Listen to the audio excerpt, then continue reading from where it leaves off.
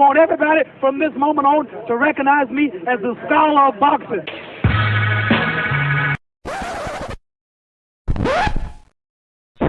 See, their morals, their code. It's a bad joke. You've dropped at the first sign of trouble. They're only as good as the world allows them to be. I'll show you. When the chips are down, these civilized people, they'll eat each other. 49 hours declaring it a riot. Cruiser 5 to 50 feet advised, County Police 1 advised they're trying to breach and get to the Capitol. Publicists, when you talk to your publicists, you know the first thing they tell you? What? Stay away from religion, stay away from politics. Okay. You know why? No matter what the you say, somebody passionately disagrees with you. Absolutely. No matter what religion, you believe in Allah, you're saying that's not the right way. You believe in every Christianity, that's not it, because they're choosing something different.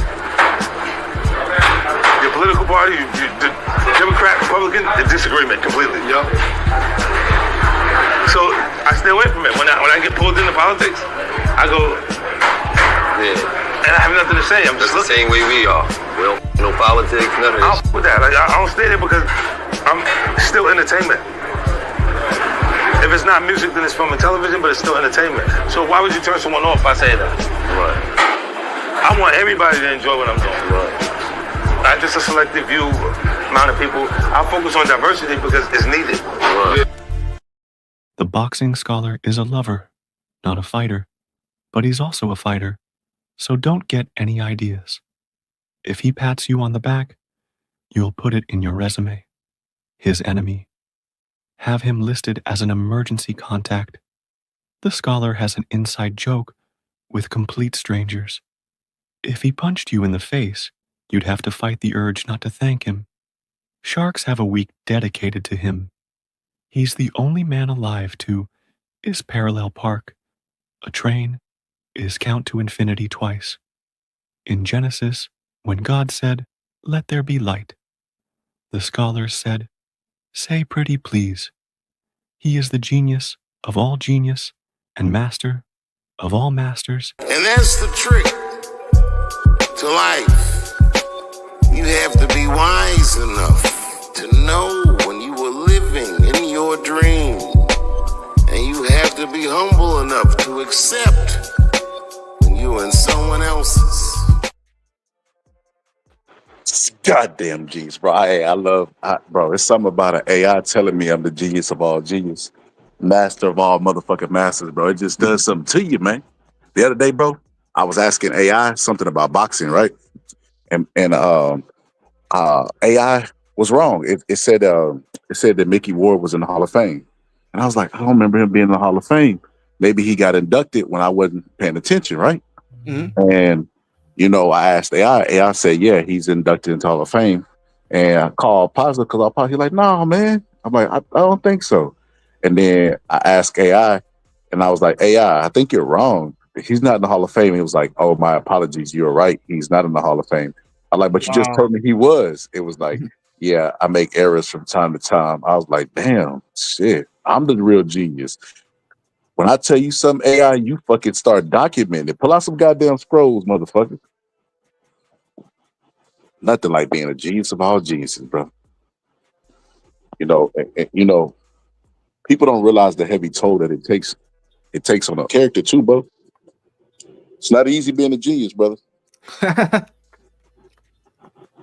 It's a lonely road, brother. It's a lonely road, man. Kind of like how they say it's lonely at the top, man. When you're at the top of intelligence, man, you know, that's a throne only fit for one person.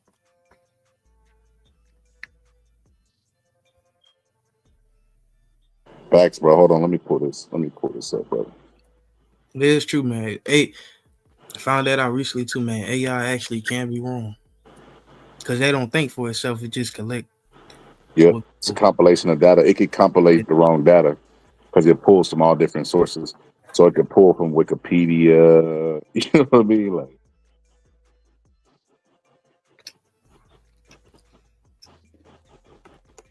so yeah. Hold on, bro. We're almost on the computer, bro.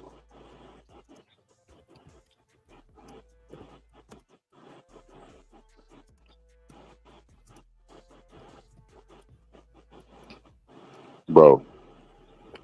When I swerve in that corner, whoa! Shout out to that man for being the best rapper, bro. Wait, ain't you mess with that? Nah, I'm clown. That shit whack, bro. Oh damn, really, damn.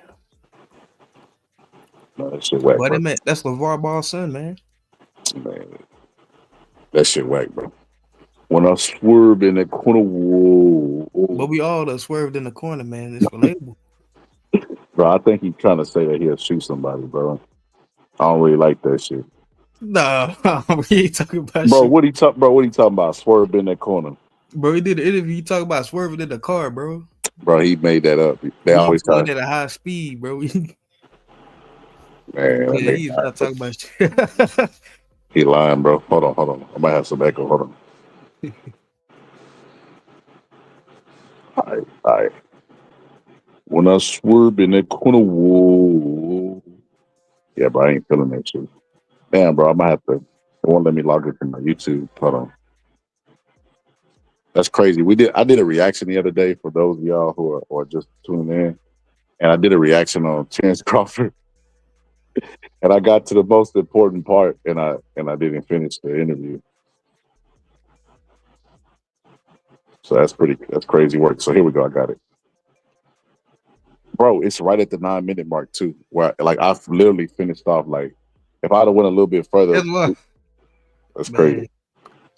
All right, so here we go. Time to swerve in the corner. Whoa. Man, let's get it. We gotta see a genius react. We gotta get a genius's breakdown on this, man. Brother, I don't know, brother. I don't know, brother. Right now, I'm thinking about a bunch of different things. Like I'm trying to cure world hunger. I got some nuclear codes up there, brother. So we finna see where this go. Let's see where this go. All right, hold on. Let me play this shit. Let's see. He's taken the power of light heavyweights of Dmitry Bivol, Sergey Kovalev. How do you think you're going to stop Canelo Alvarez? I don't gotta stop him. I just gotta beat him. I'm not going in there looking to knock Canelo out. Could it happen? Yes, absolutely. You know, when I look at Canelo, he's a smaller, bigger guy moving up in divisions. You know, being that these big Bro, what the fuck is a smaller, bigger guy? Like he bigger than him, but he was still a small guy that had to move up. Okay, I get it. Bro, I thought he was trying to hit you with that, in order to be calm, you must first be mad. Like I thought he was hitting you with that philosophy bullshit. guys is slower. So they might catch him with something, but he might see it at the last moment. You know, they might catch him with a hard shot, but he's able to roll and turn with it. So I'm not gonna lie, what he's saying is true. I was actually telling how positive this whenever we was up here, without even seeing this part of the interview. I was reacting in real time. He's essentially saying that Canelo's used to fighting bigger guys, so they're gonna throw less punches, and the punches are gonna be slower. So he's able to have the defensive skills of rolling with the shots, pulling back from the shots, countering over the top. That counter punch window when you're fighting a smaller guy is less if they have good hand speed to throw short shots, and that's what Bud does. So I agree with him on that. I think listen, there's no doubt about it. He's gonna have success early on in the fight because of this. But it's can he maintain it? Amir Khan had success doing it, throwing faster punches. But it was like, eventually Canelo just hunted him down and got him out of there. And it's like, will it happen with Bud? Who knows? I don't know. I assume it will, but you never know. But Bud's not lying here. He telling the interviewer put Terence Crawford goes into details about his game plan. It's like, yeah, he talking about his game plan, but it ain't like he's saying, I'm gonna catch the jab, shoot the hook. Like he ain't going. It says details. That's stuff that just should be common sense. But I guess common sense is not common in the sport of boxing. But I digress. Definitely true. You know, because he's coming from a smaller weight class that was faster, that was sharper. You know, I'm coming from a smaller weight class that's faster and sharper. So if he get hit with a sharp punch that he don't see, he's definitely capable of getting hurt. He's not a machine. He's human just like me. He bleeds just like me. So I'm not going in there thinking, oh, I can't hurt this guy, but I'm not going in there at the same time. I'm trying to knock him out. I'm trying to, fight my fight. And if the knockout is there, then of course I'm going to take it. And See, I don't like that though. I don't like that he's not realistic. He's going in there to beat Canelo Alvarez on decision. Then, if you're not looking for a knockout, there's only another possibility to victory, which is a decision. And it's like, are you insane trying to get a decision against Canelo? I don't like that at all.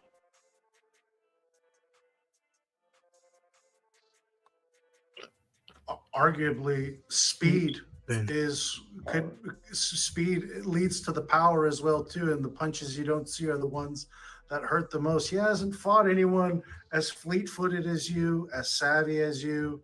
You're still very well in the prime of your career. Do you feel Canelo is still in the prime of his career, considering the sample size of his last few fights? I think Canelo's been, holding back a lot in his last couple of fights. I don't think that Canelo's really been as excited to get up for those fights that he's been getting up on. I think he held McGee up. I think he could have did more damage, but the respect. Bro, that's crazy. You just said that. Bro, I didn't even I was reacting to the video in real time, like I said. I didn't hear these things that he's saying, but I literally said these things on the same live, that he don't got the same drive anymore. He's not looking to finish fighters. He going in there knowing that he's gonna win a decision, that all he has to do is make it to the 12th and final round, and he's probably more than likely gonna win. Cause shit, and even in the Bivol fight, that fight was one judge away from being a fucking draw. Like, picture that. Like, Canelo getting the shit beat out of him, and all he has to do is convince one judge that he edged out one of a round that was close after the fourth round, and he gets a fucking draw. So, yeah, I didn't know Bud Salad. It's pretty crazy. Freddie T said he got 100K. Excuse me, not 100K. 1K on Crawford. Brother, let me tell you something, Freddie T. I don't know you, brother. I don't know if you're trolling or if you're capping or if you're for real. But if you are for real, that's what I want you to do. Find out who's on the undercard, right? See if you could pick an upset on the undercard, right? And then put $50 on an upset. Then take the rest of the 500, because you ain't got to put 1,000. Take the rest of the 500, which would be 450, and go put it in Crawford by draw, Crawford by, start picking all these impossible scenarios and put maybe $20 on those scenarios, because you never know. It's boxing, right? Then after you put $20 and spread it out over there, then you go to the prop bets.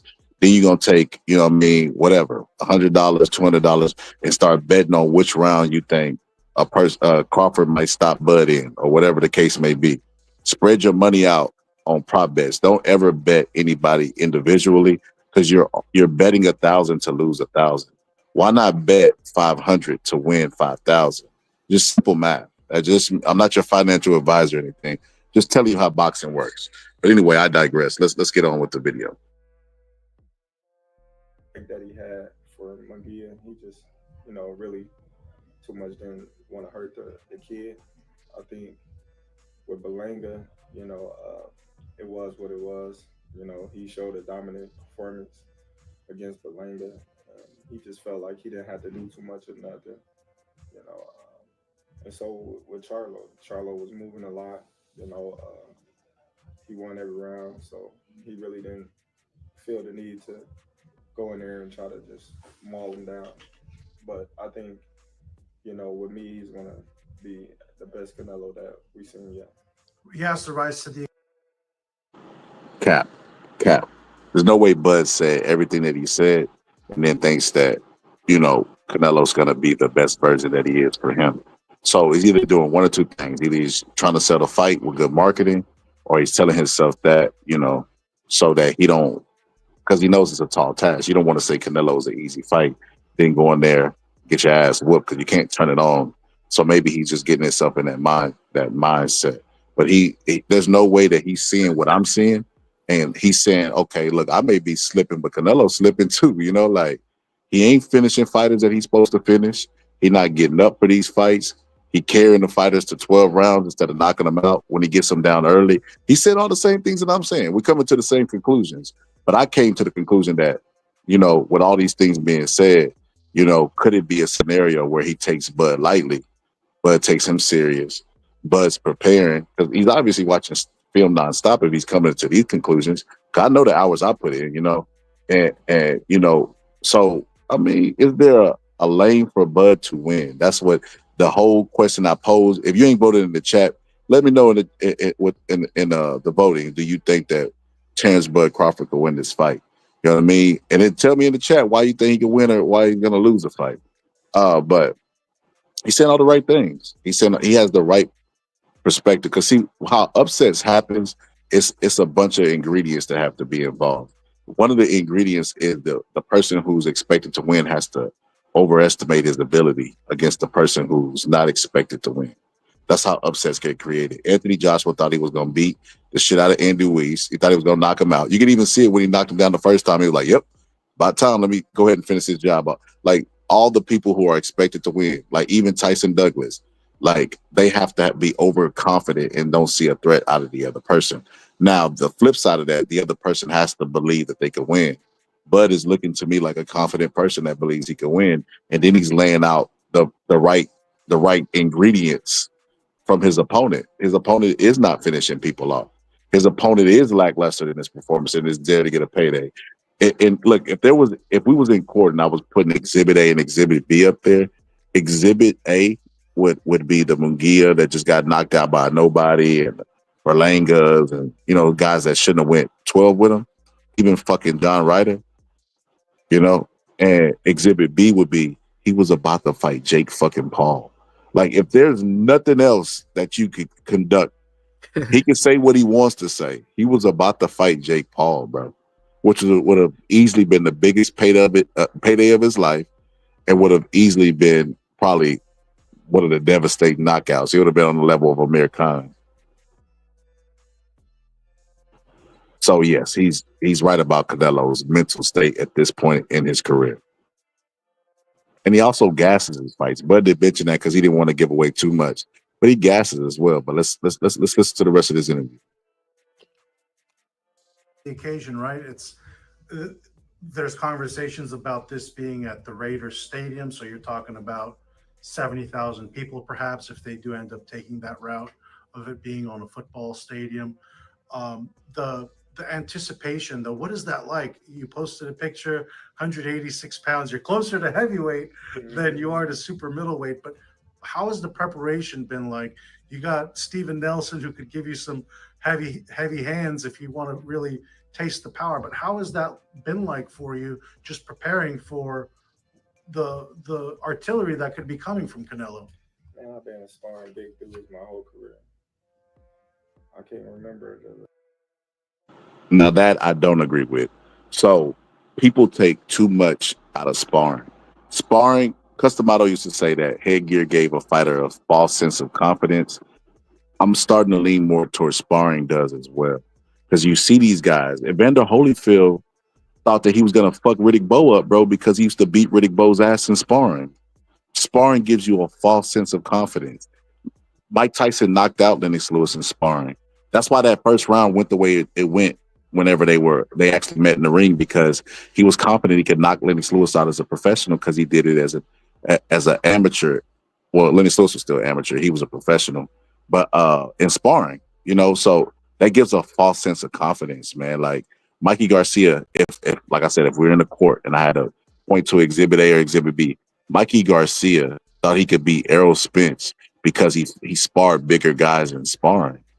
That's how silly this shit is getting. Like, no, that doesn't mean anything. That just means you did good against that big guy. That doesn't mean you're going to do well against all big guys. Even if you fought 5 big guys, they're not on the level of Canelo Alvarez. There's levels to this shit. Like, we already know this. You know what I mean? They're not an undisputed champion at 168. So there's no amount of sparring that can get you ready. It's in the same sense that Spence couldn't spar anybody to get ready for Bud. Like, who the fuck you going to spar that's going to mimic Bud that can switch effectively? Boots, maybe. But no, it's going to be hard to find sparring. Then again, it's just sparring. fucking Tank Davis was whooping Sean Porter's ass all the way up into the fight with Bud. But he actually went out there and put out a good performance until he got stopped by Bud. So Bud overcame and then eventually ended up stopping him. But I mean, judging by Tank's sparring session, you would have said, man, the little guy's whooping his ass in sparring. Bud's gonna stop him in 1 or 2 rounds. Actually, Bud was down on the unofficial. He was actually down, and he had to be inspired to stop Sean Porter. So sparring gives people false sense of confidence, bro. Sparring is just that. Bro, I'll give you a prime example, and then I'm gonna move on with the video. Michael J. White is the most confident 0-0 fighter of all fucking time, bro. To the point where it's annoying. Like, it goes beyond confidence and it becomes like arrogant, where he's like, yeah, I could beat this. He said at his age right now, he could beat Mike Tyson, bro. Mike Tyson would knock Michael J. White out, bro. He's never been in the fucking ring, bro. Like, he's not Jake Paul. He's not a young guy going against an older guy. Like, this is a guy who's the same age as fucking Mike Tyson, bro. Like, he would gas out just like Mike would gas out. And he's never been in the ring, professionally competing on that level. He wouldn't even know. His anxiety would eat him up in the dressing room, no diddy. He wouldn't even know how to handle it. But he's never fought professionally. So, like, to have this level of confidence because you, quote unquote, been sparring fighters your entire life, why you ain't never fought these fighters then since you're so great? Just weird shit like that. But Michael J. White will sit there based off of him playing around with John Jones. He calls that sparring. He will say, like, yeah, I didn't want to take advantage of John Jones. Picture that. An actor taking advantage of a fucking professional, greatest of all time UFC fighter, MMA fighter, excuse me. Like, that is ridiculous. But Michael J. White, because he spars, super duper confident, very, very overconfident, arrogant, so it's insane. We gotta pump the brakes on this sparring stuff. Sparring is just that, sparring. What did Floyd say? Bill, congratulations, because you undefeated in the gym. I'm undefeated under the lights. Bill, that's real shit. That's real shit. I don't agree with a lot of shit Floyd say. That is some real shit. That's where it matters. It don't matter what you do in the gym. You know what I mean? Let me say it don't matter. It matters for who's there, right? Like, I hear sparring stories all the time about Mike Tyson and how cold he was, bro. Like, Stacey McKinley said the best move he ever seen Mike Tyson did, like, he dipped up under a guy's jab and he shot up with like a punch, like a Superman type punch, bro. Like, spring from the ground, but it was like a jab. And he ended up knocking the guy out, but it was like nasty. Like, he shot it up and it was like it looked like he described it like it was Francis Ngannou knocking what's that dude's name? Alistair Overeem's head off his shoulders. But he said Mike did it with kind of like a Superman punch jab hybrid type punch. So, but that's a sparring story. And I'm pretty sure it might have happened. But it's sparring, bro. It don't matter what you do in the gym, bro. Under the lights is where it's official. You know what I mean? 2 places that's real live combat, but it's kind of, it don't count. It's practice. And that's in sparring and your amateur record. Amateur records don't matter. How many times do people get up here and be like, man, Frank Martin, hey, bro, we talking about sparring? You remember what Frank Martin said he did to Tank Davis in sparring, bro? What happened when they got under them lights, bro? He was looking up at them lights. Sparring don't fucking matter, bro. Yeah. Trump's little nasty hands. It's crazy, bro. Trump's little nasty hands said, I got Canelo over Crawford. Then he said, preach, brother. That's a hilarious name. Let's get on with the interview, though, bro. Because I want to break down and dissect more what Bud said in this interview. The last time that I done went in a whole training camp sparring guys my size or smaller for a whole period of time. So I'm used to sparring these big guys. So it's nothing new to me. What has that also been like for you to get this fight? You've been asking for it the last year and a half, 2 years. Canelo's like, yes, no, maybe, no. He's always obviously. That is a good point, what he brought up. Bud has been barking up this tree. Now, hopefully when this bear fall down, bro, he don't just take off running. Picture like a dog barking up a tree like, rah, rah, rah, rah, and then a bear fall down and he just take off. Hopefully that ain't what we see. Hopefully we see a mountain lion, you know what I mean, just rip the the black bear to shreds. But yeah, that dude was right, bro. Bud has been calling out Canelo for like well over a year. I said a year and a half. And every time he's met with, yeah, I might fight him, and then no, Crawford's too small, but he's a good fighter. Just back and forth, Canelo's all over the place. Canelo at this point is just fighting for money, bro. No ifs, ands, or buts about it, bro. He's not fighting for legacy. He only wants big money fights for minimal risk.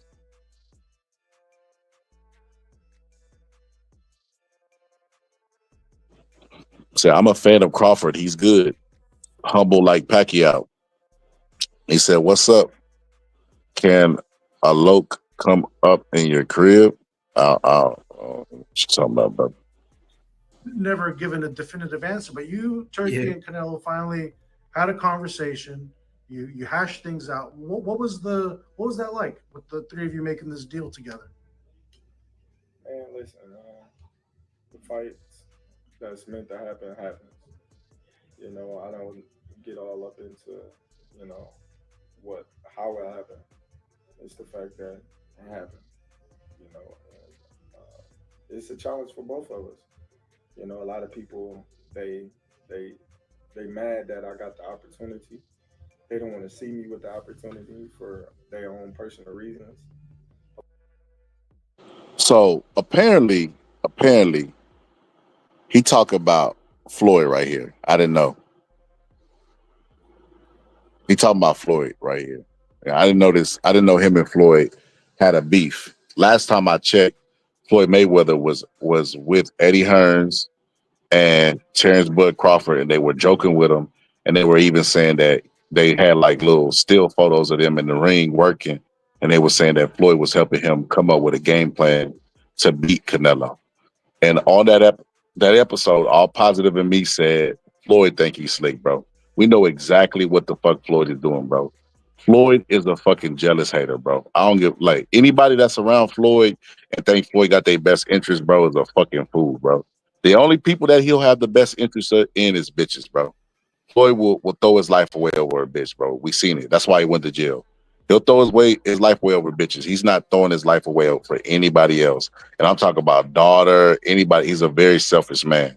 He was coaching Bud Crawford because he wants Bud to fight Canelo, because this version of Canelo is the absolute biggest and strongest, and it ain't the same one that fought him. And if Bud loses to him, see, Floyd's been hearing this lately. Well, Floyd was never undisputed. Bud is 2-time undisputed. And then Bud went and beat the guy who, Errol Spence, bro. I don't know if you see Nate Jones' story. He got a channel called Nate Jones' Story. Well, it used to be his channel until a dude hijacked it, used his name to try to build off of, right? Yeah. But in that, he talked about Errol Spence sparring Floyd Mayweather. And this is his words, bro. He said that Floyd Mayweather at the beginning of the sparring session looked scared. He said this, I didn't. He said Floyd was looking scared at first, that he had to give Floyd like a pep talk. Then finally Floyd fought like he was supposed to, but even then he was kind of tentative. And I'm like, well, shit, Bud wasn't tentative, but damn near stopped him in the second round. So, I mean, you got 2-time undisputed, a common person that they both share the ring with, right? And Terrence Crawford ain't flinched, moved, got no type of stain on his name, and Floyd don't like that shit. Floyd got the money, but he want the legacy. He told us all the time he was boxing, it ain't about the legacy. It's about cash register. And then the moment that people stop giving a fuck about what he got to say, now he worried about his legacy. It's insane, bro. But yeah, Floyd Mayweather was trying to set Bud up to get knocked out by Canelo. Point blank, period. But we'll come back to that. Let's finish this interview. We're gonna come back to that because Floyd did an interview, bro, and I want to react to that shit too as well. Yeah. Let's get through with this shit. Oh shit. Like I said, everything that's meant for me to happen will happen. And he's running out of opponents, right? He's wiped out 168 pounds. It was either David Benavidez, a rematch against Bivol, or you. And you are a super fight. And I'm the biggest fight. And arguably the biggest too, because it sparks another conversation that previously was never being had, right? And how do you think this fight will impact your legacy in boxing history when it's all said and done if you beat Canelo Alvarez? Yeah. Well, I'm not gonna say if, I'm gonna say when. When I beat Canelo Alvarez, I think I'm gonna be, you know, top three pound for pound best fighters ever. You know, I think Canelo is up there with the all time greats too.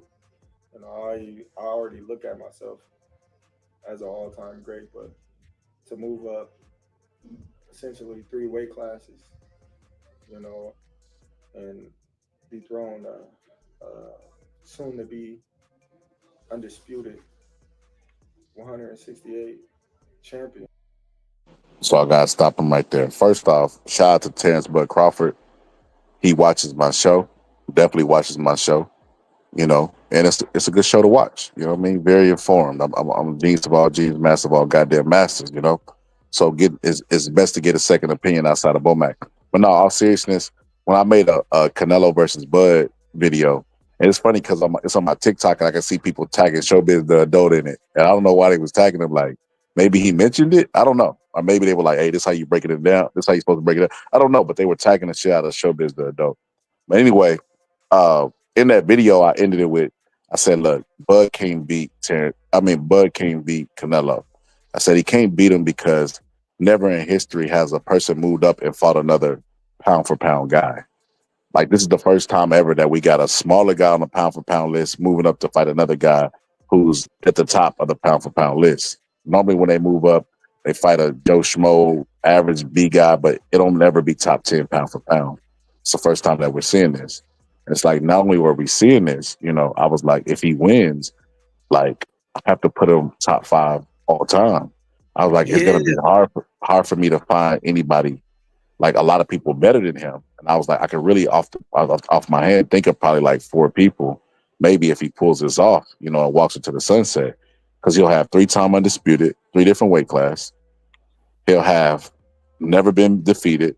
Then he would have jumped up 4 weight classes. This ain't 3 weight classes. This is 4 weight classes. To me, I feel like Bud is really a light. I feel like Bud and Mayweather are the same.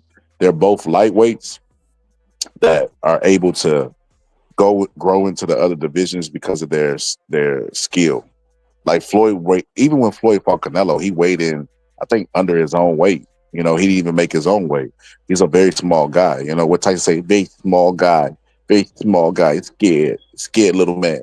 But nah, he's a small guy, but he's able to fight up because of his skills. And I think Bud's the same way. Bud is able to fight up because of his skills. So if Bud, you know, really to me, probably being like lightweight to 140, is able to go up to 168 and beat another top 10 pound for pound guy, like it's gonna be hard to put people in front of Bud. Genuinely, you can be disingenuous and not take away credit from his win, but honestly, it will be hard to find people over him. That's some Henry Armstrong type shit. So I would have no choice but to rate him super duper high. And you know, he said it. He mentioned it. He was like, you know, if I beat Canelo, I know Canelo's pound for pound. He was like, if I beat him, that's gonna put me like top 5 all time. I know he watched the show, bro. Bro, why fighters don't ever shout out my show, bro? Shout out my show, bro. I do a lot of clowning over here, man, but it'll make the shit worthwhile. And I know that I'm putting in so much work that these fighters are watching my show. I know the haters is watching, but the fighters who doing the shit, that's like the biggest compliment you could ever get. James Toney, you know, he let me know he watched my videos. He shared my videos when I break his fights down. He said Mexican versus African American, the 2 best boxing styles in boxing, and the 2 best fighters in their divisions. Damn, brother, you sound like a promoter, bro. But yeah, hopefully everybody that say they go into the fight actually go to the fight, so we can have a really good turnout for this fight and make this fight be what it is. You know, this is the equivalent of Iggy. What's his name, bro? Iggy, not Izzy. Izzy going up and fighting John Jones like he was threatening to do but never did. That's crazy. Because they talk about UFC, the best fight the best and all this bullshit. When Izzy went up and got knocked out, bro, he didn't even get knocked out. He went up in weight and he had a tough fight and he stopped going up in weight. Yeah. We started looking at like realistic. Like Bud went up and had a tough fight with Masvidal and still is gonna skip 160 to go to 168. So levels to this shit, bro. I guess he think I only got to do it 2 times if he get the win. Well, I ain't gonna spoil the video, but he mentioned like what he want to do after, later down the line. If he get the win, it's gonna be a rematch. Yeah. There's no doubt it's gonna be a rematch. So, and I wouldn't rematch him, look, this is what I would advise Bud, because I know Bud watched the show. He'd be crazy not to watch the show. It's a genius of all goddamn genius, master of all masters, right? But this is what I would do if I was Bud. If let's say I squeaked out a win, let's say Turkey paid off the referees and paid off the judges so that they ain't in Canelo's pocket and going with this A-side, Canelo up 3 or 4 rounds before the fight even starts type shit. And he gets by with the win by the hair of his chinny chin chin. Why would you get back in the ring and risk losing again? We're going to get a trilogy out of this fucking fight. So then they give it to Canelo and then we have a trilogy fight. Canelo's not going to rematch you again if he wins, by the way. That's just what this A-side shit and how it works. He already has losses. So if he loses by decision, depending on how the fight goes, if you whooping his ass, then it won't be outraged. But if people feel like it was a close fight, they're going to give it to Canelo. Most people is going to give it to Canelo anyway. So you rematching him, and they're like, well, we're going to get this right. We got to get this, got to make right this wrong decision. We got to give it to the right person. They're going to probably try to give it to Canelo the next time, and then there's not going to be a trilogy. He's not going to fight you again. Honestly, I think when Canelo gets beaten by Bud, he won't rematch him. He'll probably wait for Bud to like vacate the titles or something. Nah, I disagree. And the only reason I disagree with that is because he tried to fight Bivol, and Bivol was a worse ass whooping than Bud will put on him if he does win. But he was still trying to. Yeah, he was trying to rematch Bivol, but Bivol was telling him, like, bro, why would you come up to my, like, why do I have to risk my belt? Like, I want to come to your weight classes and take your belt. This is what Bivol said. Oh, he sure did do that. Yeah, you're right. So, and I get it, bro. Like, yeah, why am I taking all the risks? I already beat your ass once. Give me something now. Let me be undisputed at 68. And then, because he would have been a 2-time undisputed had he did that. He would drop down and beat Canelo at 68. Then he would have been undisputed at 175 and 168. I think he was aware of that judging too, man. I'm not gonna lie. I do think he was aware of that judging. They also like, I feel like they also played a factor why he was like, yeah, let me fight for your belt. I beat you, and just in case if I do get robbed, it's just a title I fought for at 168. I still got my belt at 175. Cause he had to know that he was almost robbed. Yeah, that too. But I don't know. I just think he was like, make it worth my while. Like, I already know I can beat you at 75. Like, why would I fight you again? I have the belt. You're not gonna concede anything because you still like, I'm the A side. It's like, what am I fighting you for? I already beat you once. Like, I'm not gonna get a bigger payday. Like, at least give me belts. Let me be. And then that would have helped him in negotiation. With Bivol or a potential third fight, whatever the case may be, because he would have said, "Well, I'm the champion at 68 and 75, unified at undisputed, at 168, and then champion at 75." So he would have had more negotiation power in the fight that he eventually had with Better Be, but I don't know what they were paid for that. His Excellency apparently stepped in, and the dude said, "Watch MMA, broski." What's funny about that? Internet troll. I guarantee if I click on your profile, you ain't gonna have no boxing videos. You ain't gonna have no breakdowns. You ain't gonna have nothing. What separates me from the competition is I don't just say shit. I can actually show you what I'm talking about. Because I know so much about the sport, I'm able to break it down in dummy terms for people like you to understand. And that's a hard thing to do. AI couldn't even do that. AI still, Chat GTP probably talk over your head. Let's neither here nor there. Let's get on with the interview. Yeah. Without even stepping foot in that weight class or the weight class below, it's like some Henry Armstrong stuff. It's gonna be amazing. Like they always say, you never see a great small guy beat a great big guy, and I want to change that narrative. You mentioned top three. We got to find out who's the other two who you think are going to be on that list for you. I think Sugar Ray Robinson and Ali. I think those two is stamp. Ali and Sugar Ray Robinson. I don't think them spots will ever be taken. And then once you reach that mountaintop, what do you do from there? It's after Canelo. See, that's why I say I don't know if Bud is that familiar with the history of boxing. It's a lot more people you might throw up in there in that top 10. Can't forget about Henry Armstrong, bro. What he done will never be done again. Like, that's one of those records that it's like Edwin Valerio's record. It will never be broken, bro. Like, those guys are cemented forever in history. There will never be a guy who will ever come along and have undisputed in 3 different weight classes and defend the belts all simultaneously. That will never happen again. With all the shit we know about the human body and all this science, forensic science, and muscle biopsies and all this old shit they talk about, that will never be, and I'm comfortable saying that will never be broken again, bro.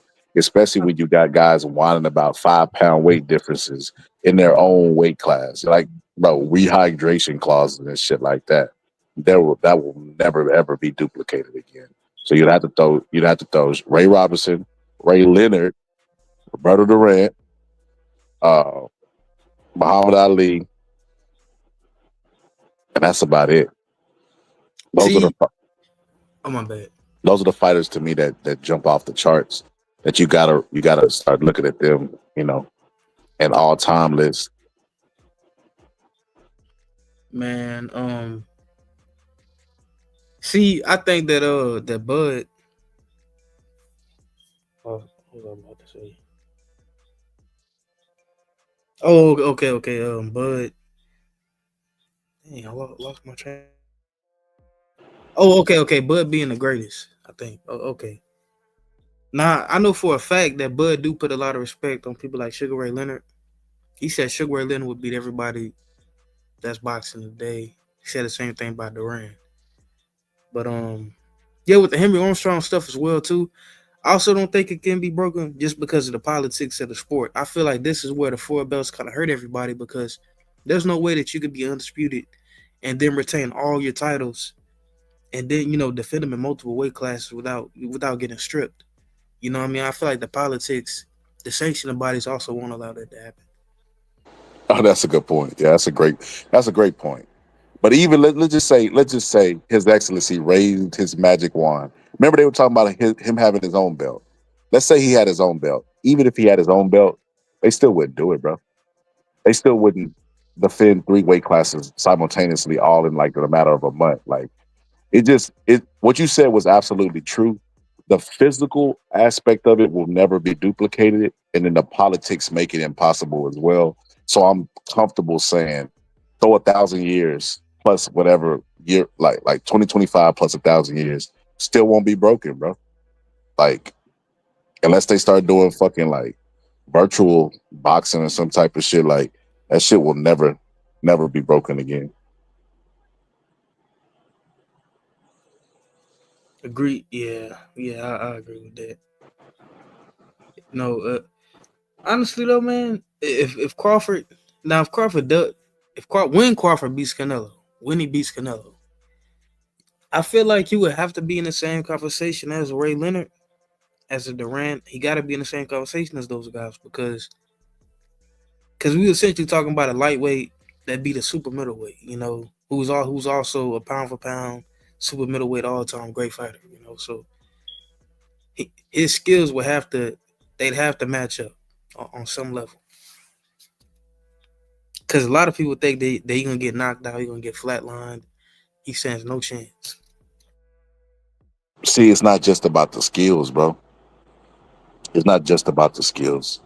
Like when you talking about greatest of all times, you have to factor in longevity. That's a thing, you know, how long they were able to reign, how they took care of their body, how they fought into their older age. That's why I got George Foreman #2, heavyweight of all time. Dude winning the title at fucking 40, like 40 plus. It's not an easy task, fight these young guys, young heavyweights at that, you know? So you have to look at longevity. It's a lot of stuff you got to take into account, you know? And I feel like if Bud pulls this off, you know, you'd have to start looking at him in the lights of these guys, you know, because he's an older guy as well. He's almost 40. You know, it's harder to do it because they're not fighting as frequent as the other guys were back in the day. Like, and even with Sugar Ray Leonard. Sugar Ray Leonard is one of the greatest to ever put on a pair of gloves, no doubt about it. You look at all the stuff that they say Sugar Ray Robinson's great for; those attributes are possessed by Sugar Ray Leonard as well. You know, that's why the name is befitting: Sugar Ray Leonard, Sugar Ray Robinson. You know, that's why the name. Nobody thought it was blasphemous to call himself that. But I say Roberto Durant, to me, in my personal opinion, I've argued this with historians, is the best out of the four kings because he came from a lighter weight, beat Sugar Ray at his most comfortable weight, and had longevity that stretched longer than all of those guys, being the smaller guy. Went all the way up to fucking like light heavyweight. That is insane. In his older age, mind you. Beat fucking Iran the Blade Barkley in his older age. Like, those feats to me, it's just like, God damn, bro, this motherfucker is a bad motherfucker, bro. Like, it's no wonder why he was respected amongst his peers. Like, his peers know he was a bad motherfucker. Like, if you would reverse it and make Roberto Durant the welterweight and make Sugar Ray Leonard the cruiserweight, Sugar Ray Leonard gets knocked out. It's not cruiserweight. Lightweight, he gets knocked out. If Sugar Ray Leonard is the lightweight that's moving up and Roberto Durant is the welterweight, he's sleeping him, bro. Without no question about it, bro. He is sleeping him. Okay, yeah. Okay, well, yeah. You know, I don't think nobody could surpass it because some people say Durant is one of the few fighters people consider the greatest of all time. Outside of Muhammad Ali and Ray Robinson. You know, some people consider Durant as the best to ever do it. So yeah, you know Durant, that's a different level. What you think about that? He said the only reason why Bud is fighting Canelo is because of the money and the fact that he has a physical advantage over Canelo. What? Bud got the physical advantage? What? Not the guy that's undisputed at 68. He don't got the physical advantage, but Bud does. Bud don't got one fight at 168. As a matter of fact, Bud struggled against Masvidal because of his size. If Masvidal was a welterweight, Bud would have continued his knockout streak at welterweight. Yeah. Like, I don't know about that, brother. Yeah, height. See, brother, we talk about this over here, brother. This is why this is a good boxing channel, the best boxing channel in my opinion. You know what I mean? But not just because it includes me, but I have other people on like Bo, my homie, All Positive, and All Positive came up with one of the greatest quotes, and you might have heard it around. It came from him, but he said, "It ain't a height class, it ain't a reach class. You know, it's a weight class. You know, like." Height and reach don't win fights. You know what I mean? Then you take people like Fundora, who 6'6". Like, he gonna be taller than everybody in his weight class, but there are guys there who are. Jamel Charlo is bigger than Fundora. Get what I'm saying? Like, it's not a height class. You know, Fundora, shit, Janabek is bigger than Fundora. But if we went by height, Pandora got all the reach advantage. Pandora has the attributes of a heavyweight. He gonna be taller and bigger than everybody from fucking 154 all the way to heavyweight, and bigger than some heavyweights. He's bigger than Usyk, but Usyk's the bigger guy, so it's not a height class. Facts. He said if Canelo was Benavidez size, he would never dare to fight at 168. I don't know what you mean by that. If Canelo was Benavidez size. Well, Canelo's not Benavidez size. You know, Canelo's Canelo size. So, I mean that's relevant. I don't get what he said. He said if But low Canelo, key cherry picking. Jamalis, man, are you crazy? yeah, he trolling. Yeah, he trolling, bro. He gotta be fucking trolling. He A bud cherry. guy is cherry picking, bro. When everybody said he didn't look good in his last fight at 54 because he was in there with a bigger guy, and he's gonna skip the next division and go up to the guy who's the man at 68 and has all the belts. That is a cherry pick. We was having this argument. I was having this argument on Dub's show, and they were telling me that Bud's resume ain't this, and alluded to Bud was cherry picking as well. And I was like, bro, you can't make this shit up, bro. You cannot make this shit up, bro. Boxing has some of the slowest fans of all time, bro. You trying to convince me that a guy that's going up in weight to fight 3 weight classes above him is cherry picking, and it ain't like he's going up there like when Roy Jones went up there and was picking on John Ruiz. He's going up there and is fighting the guy with all the belts at 68. That same guy, right? That same guy. The fight they're clamoring for in the sport of boxing is Benavidez, the Mexican monster, right? If the Mexican monster was to fight Bud, everybody would overwhelmingly pick the Mexican monster. So then why would the fight that everybody's clamoring for is the Mexican monster versus Canelo? Why would Bud be cherry picking that guy who would be a 50-50 matchup with the guy who y'all think is the monster? That makes absolutely no fucking sense whatsoever, bro. No, he's not cherry picking. You don't cherry pick, bro. That's if anything, he apple picking, plum picking. Say something different. That ain't no fucking cherry pick, bro. That's insane, bro. He said, look at the odds people think Canelo is washed. Who gives a fuck about what people think, bro? Listen, that's what I'm trying to get you to understand. Usyk. Let me think. Zhang. A lot of people think Zhang is washed, right? If Bivol went up there and fought Zhang, who would win that fight? Zhang, man. Zhang destroyed Bivol. That's what I'm trying to tell him. Like, bro, it don't saying this washed stuff and all this other stuff. That stuff has no relevance in the sport of boxing because Zhang is definitely washed. He quit his last fight, right? It's already a 40-year-old guy. You know what I mean? Shit, balding, hair plug, whatever the fuck. He's already know the guy in the sport of boxing. He was viewed as a Foreman type of fighter. He just got stopped in his last fight. So he submitted. If he fought Bivol tomorrow, he would knock Bivol's head off his shoulders. Washed or not. It's too much. It's 2 weight classes above, right? So how is Terence Crawford, who's jumping up 3 weight classes, how is that a cherry pick, whether Canelo's washed or not?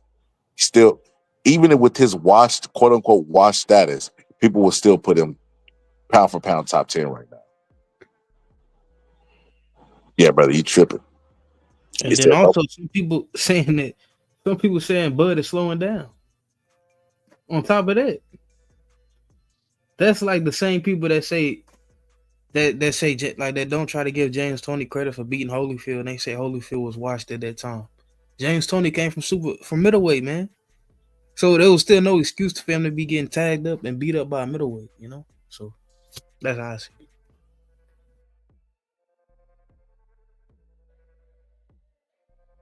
Facts, bro. He said nobody was picking Durant to beat the dude who beat Hearns.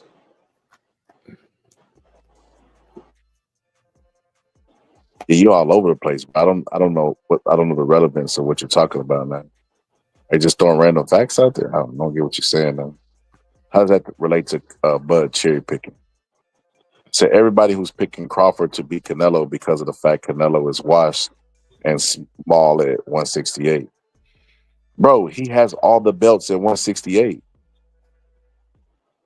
He's beat every guy that was there at 68 that had a belt. The first ever undisputed 168-pound guy. It's never happened in history. Canelo did it by knocking out Caleb Plant. Like, that's crazy, bro. Like, I don't know what to tell you, man. Like, he's the man at 168.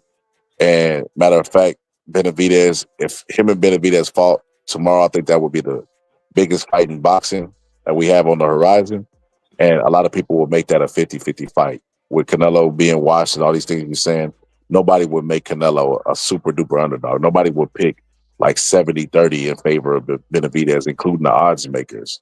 So then why would Bud versus him be completely different? Why does that change all the rules in boxing? It doesn't make any sense, brother. You're not making any sense. But anyway, I digress. Let's get through with the video because he's about to talk about his future plans and what he plans on doing after he wins the fight. Or he's saying when he wins the fight. Yeah, he said when. I ain't gonna lie. Now I remember before you started. Now he's saying that whenever he wins the fight, man. I'm not gonna lie. Pivotal moment I kind of want to think back about is never mind. I ain't gonna mention it. Brother, why are you saving it? Go ahead. No, because I don't want to say nothing bad about this. About this boxer. Brother, this the slander channel, brother. Slander that brother. My favorite boxers, man, all time. Roy Jones. No, but close. Bro, who is it? Rolly? No, it's Tyson. It's Tyson. What'd he do? Now I remember during the Jake Paul press run, Mike Tyson kept saying, "I'm not gonna lose to Jake Paul. I'm not gonna lose to Jake Paul," but he never said that he was gonna win. You know what I mean? Like he never said, "I'm gonna beat Jake Paul. I'm knocking out Jake Paul." He never said that. He just said, "I'm not gonna lose." And I feel like that was kind of telling the way the fight played out. I'm not gonna lie, I feel like that was telling. You know, when he said, "I'm not gonna lose to Jake Paul," I feel like that was like saying he's not gonna get knocked out by Jake Paul. That's how I see it. Now, Bud said he gonna beat Canelo. That makes me think that he going into the fight thinking that he gonna beat Canelo. On the mental aspect, on the mental side.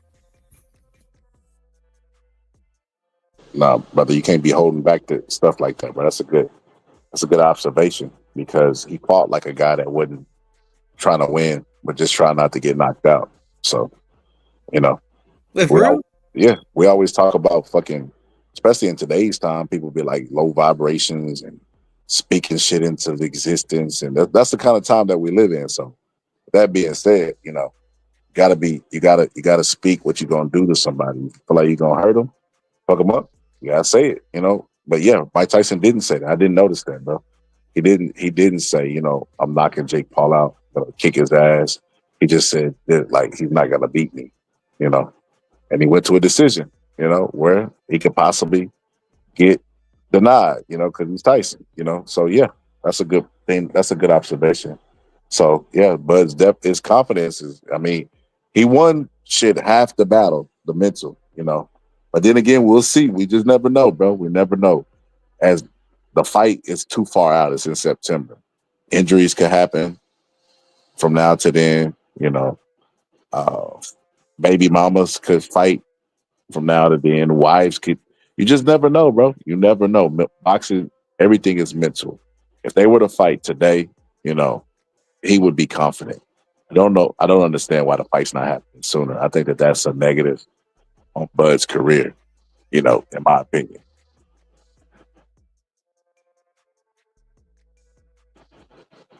He said, "Don't get me wrong. Canelo is the best at 168, but Crawford is only taking this chance because of the fact Canelo started at 140, bro. So you think why he been calling for this fight then? Why was he calling for the Spence fight instead of fighting Canelo?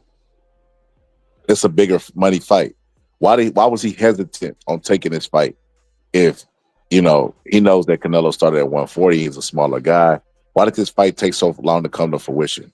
Why wasn't he calling his name out 5 years ago when everybody was trying to get him to fight Spence? It's a bigger money fight. He could have moved on for the Spence fight instead of taking that David Abenesian fight with BOK Prime for the guaranteed 5 to 10 million. He could have just fought Canelo. Why not do that? Like, bro, you're not making any sense, bro. You're not going to convince me that Terrence Bud Crawford is ducking anybody or cherry picking the bigger guy who's expected to win. Like, bro, you have lost your mind. Where do you go, right? It's who knows? Maybe we rematch. Maybe I fight somebody else. Who knows? But at the time, right now, I'm just focused on him right now. Getting my mind, my body right, and just basically mentally preparing myself for everything that I have to do to secure a victory. And of course, you still have that 154-pound title.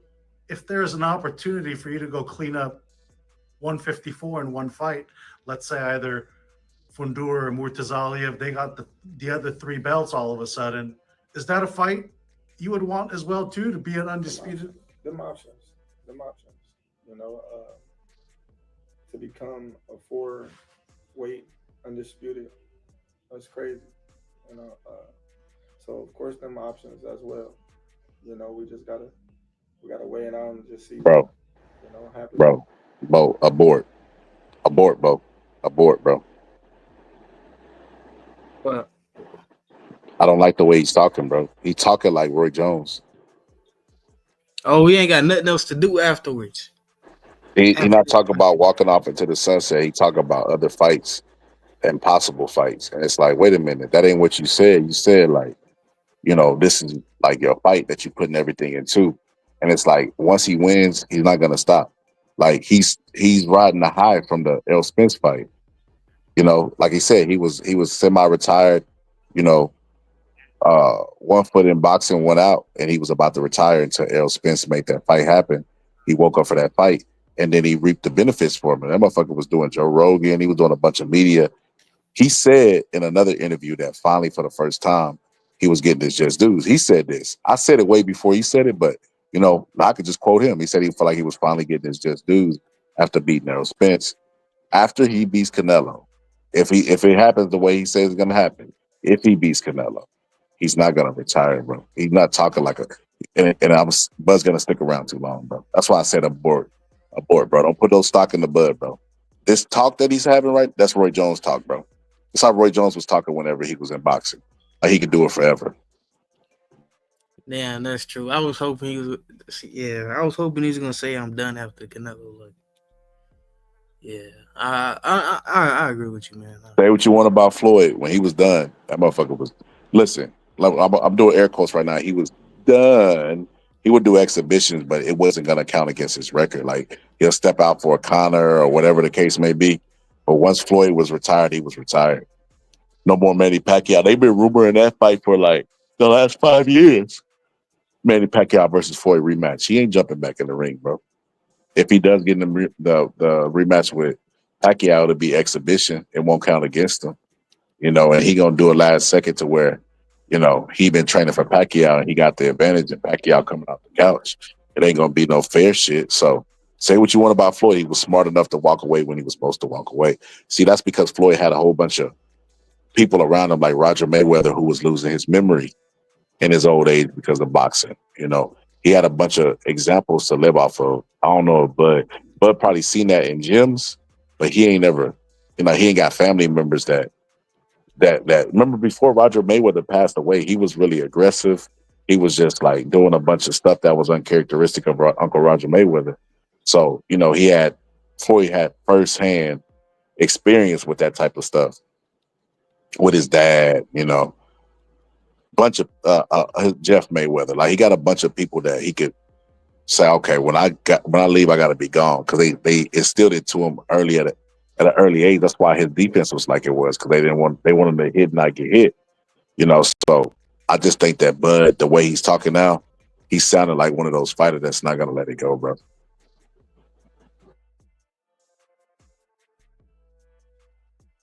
Yeah.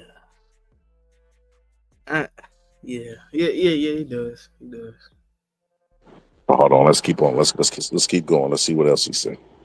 After this fight, You've mentioned 154. It doesn't give you the legacy-defining fights that you're seeking for right now. And, you know, Fundura and Murtazaliev, they're not household names, but they are strong fighters. Out of your, who do you see as the best 154-pounder outside of yourself right now? Is it Fundura? Is it Murtazaliev? I don't know.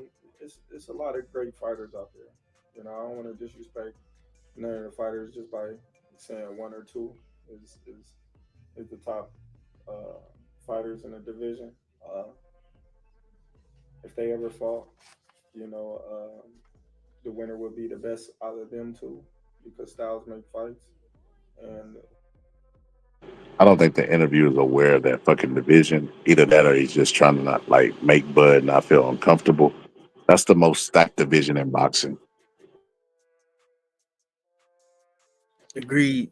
Yeah, agreed. That and this with the possibility of Boots moving up, it's only gonna get even more competitive. We got what? Verge. We got what's that dude name that he talk about? That Dr. Timzu? That's the guy you just said, Montezaya. Most Mucha, bro, I always butcher his name. I'm just call him M. You got M, Majin Buu, M, whatever the fuck. You got M there. You got Tim Zoo still there. Keith Thurman can potentially fight there. Yeah, Keith Thurman is You there. got, you He know, trying to fight for a belt. That's what he said.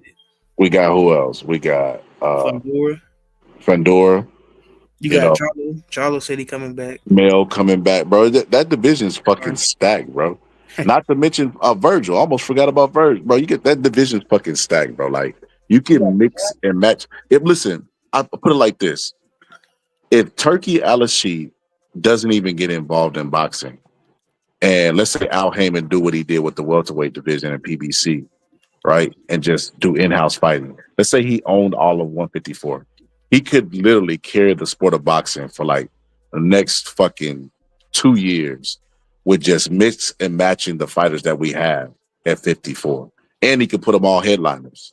That's how stacked that fucking division is, include Bud, if you throw Bud in there as well. So at 54, bro, that is the most competitive division. I don't know what the fuck this interview is talking about. And he gonna say. I think he gonna mention it. He gonna reference what he was talking about. Okay, so he elaborate on it. Yeah. He gonna elaborate it with by giving like a scenario, and yeah, he gonna elaborate by giving a scenario. What you think about this? The dude said, I've been watching boxing nonstop since Mike. He said he stopped watching boxing since Holyfield and Mike Tyson. He said this. He said, but this show made me want to come back. Well, that's good, John Jissel. Pause. Pause. That's good though. That's good. That's hilarious. He said, but I don't watch football, and everybody was going for the Chiefs, and I went for the Eagles, and they won. Yeah, I I always go for the underdog anyway, John Zizzle. But I knew that the Eagles were probably more than likely to win because they had a good defense, you know, and that running back, good defense and good running game is hard to go against. It's like the fundamentals in boxing. It's hard to go against a guy who's good fundamentally. You know what I mean? That's why Usyk wins a lot of his fights too. Basic fundamentals, nothing outstanding. Usyk don't have outstanding power. He just got heart, will, desire, and fundamentals. And that right there is carrying him through the sport of boxing. So I figure in football we'll do the same thing. Stable genius is crazy. He says, so I might just get the fight. I think you guys said it's in September. And if so, I'm going to put Bud, go put Bud, go to put Bud. I'm going to watch some of his fights because I seen the other dude fight. And he said, how many tokens to play Tupac and Biggie? That boy put 2 packs in Biggie. He said Tank is a star. Leonard Ellerby. Bro, Leonard Ellerby is in the chat, bro. Tank is a star. That's crazy work right there. Let's finish the interview. That's crazy. Who knows? Maybe a possible, showdown between Terrence Crawford and the winner. Absolutely. And Turkey Al-Sheikh has mentioned Virgil Ortiz as a long desired opponent for you. 154 pounds is really hot right now. But do you see yourself just going back down to that weight after you're bulking up? We got to ask now, how much do you weigh now? I weigh 140. I don't know. Like I said, if the opportunity presents itself and, it's a great opportunity for me in my career, then, we will do what we have to do to make that fight with the winner, if there was a winner or if there wasn't a winner. But right now, like I said, we just focus on one individual right now, and that's Canelo. And from what I'm gathering, it sounds like there's still some career left for you at 37. You're not thinking this is your last fight. You're going to get a major payday and off to the sunset you go. You still have challenges for yourself, it sounds like, with or without Canelo after this. Well, we'll see. You know, like I'm gonna leave the door open. You know, I'm not gonna shut the door on a possible opportunity. But as for now, you know, my focus is clearly on Canelo and only Canelo. So none of the other fights excite me. None of the other fights do anything for my career. If I beat, you know, Fandor, Ortiz, Mortaza, Zaya, I'm supposed to beat those guys. You know, so that doesn't do anything for my career. You know, but me fighting Canelo, I don't supposed to beat Canelo in a lot of people's eyes. So that's something that's a career-defining fight. That's a legacy fight, and that's the biggest fight in boxing at this time. Who would you say is, looking at Canelo's career of what he's accomplished, what would you say is his best win on his resume? All of them. At this point. Oh, have you been a fan of Canelo throughout the years? I've been a fan of Canelo for years. You know, I just look at all of his fights is great because without one, there wouldn't be the other. You know, each fight is defining, you know, to take you to the next level. Each champion is a challenge to take you to the next level. So, you know, I'm not gonna dismiss no fighter that he ever fought because all of them has placed him in a position that he in right now, and that's the face of boxing. And we know these super cards that we've been seeing, they're stacked. I mean, I'm sure there's no co-main event yet, but can we say Shakur is the co-main event on your night? Could we see him against Tank? Could we see Keyshawn Davis on the same card? What's the undercard going to look like? I don't know. It's going to be crazy. It should be crazy. You know, Crawford and Canelo. I'm pretty sure. Shakur and Tank? Yeah, that would be dope. That would be dope. But, you know. I think that's the day the sports world stops, right? Yeah. If we get a super card of that caliber. If Tank was not so cocky to be on a Terrence Crawford undercard, that would be dope. But I don't see Tank taking a backseat to no fighter because he'll think it's the. See, and this is what I had a problem with, bro. I had a problem with him saying that. Wait, with Bud saying that? You don't think it's true? Not that it's not true. Hold on, bro. Break this down. Say something. Yeah. Oh, hold on. I gotta hit the refresh button. I can't hear you. Hold on.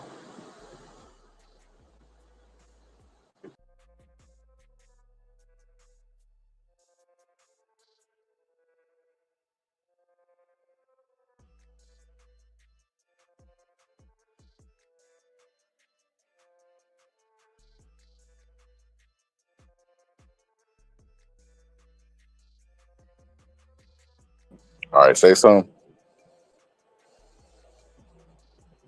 What the fuck? This normally works. Hold on.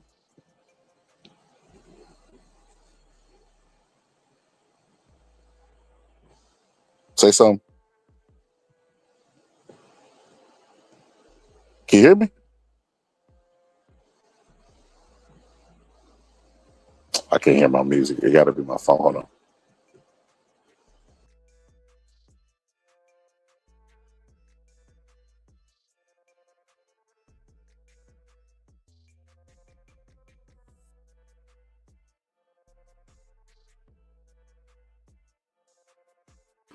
All right, that gotta work.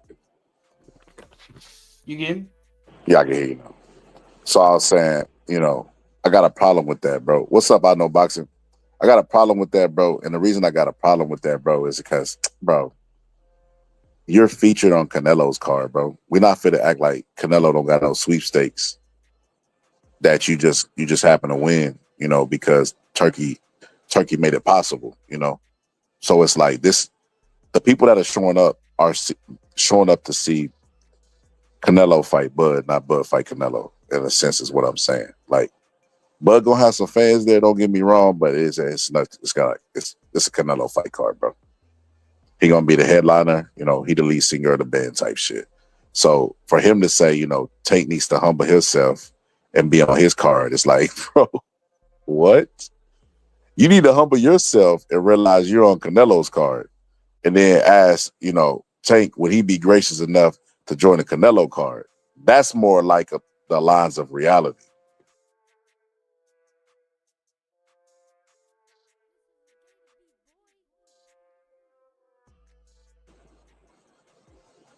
You said Nello fanboys hating on the stream. They hack your account. That's hilarious. Yeah, that's the only part I disagree with that. I think it's a little bit like you can't be talking about somebody else's ego when you know that this is a Canelo card that you just happen to be featured on. Like, how you gonna be calling for somebody else to have humility when you don't really got it? You know what I'm saying? Like, bro, this ain't your card, bro. It's Canelo card. You just own it. So if you ain't come to terms to grip with that, why would Tank come to terms with grip of, you know, fighting on your card when it's really not your card? That's the only problem that I got with that. Other than that, you know, hey, the fight's happening. Is the biggest fight in boxing. I agree with them on that. Tank should look for a spot on this card. Maybe Lamont Roche rematch. Then people might say it's the greatest card of all time. You know, so but Tank's, yeah, he's right. Tank's never gonna do it. He's never gonna do it because, number one, Leonard in the chat. Leonard, would you ever allow that, Leonard? They probably would never allow Tank to not be the headline on anything, you know, because they feel like it would damage his reputation, you know. Like, number one, Turkey already said he don't want to, he's not working with Tank, which is really interesting because he said that he's not sending Tank 2 Ferraris like Tank requested. But then after he said that, he started hinting that he wanted Tank to fight anyway. He's like, wait a minute, which is it? Are you not doing business with Tank, or are you doing business with Tank? Can't be both, you know. But if he happens to do business with Tank, I think Tank's not going to concede to anything. Tank and his team, I think if they actually do fight somebody, you know, they're going to be headlining the card. I don't see Tank playing a backseat. The only time I've seen Tank play a backseat, well, then again, he did it, but it was at the beginning of his career. He did it when Mayweather fought McGregor. He was on the undercard. But that was when he was first starting his career. That's how normally the formula. Take a fighter, throw him under one of the pay-per-view tractions, undercards, and then that's how Julio Cesar Chavez got famous. He was fighting on Mike Tyson undercards. You know, but I doubt he goes back. You know, they'd have to offer him a ridiculous amount. Maybe for $100 million he might fight on the undercard. You know, Turkey got the money, so but I doubt he gives it to him.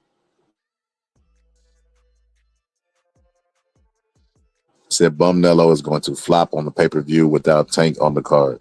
He said, absolutely not. Tank does not need Bum Nello. Is that you, Press? He said, we do not. He said, we do what we want to do, baby. Hashtag face of boxing. We do what we want to do, baby. Oh, my bad.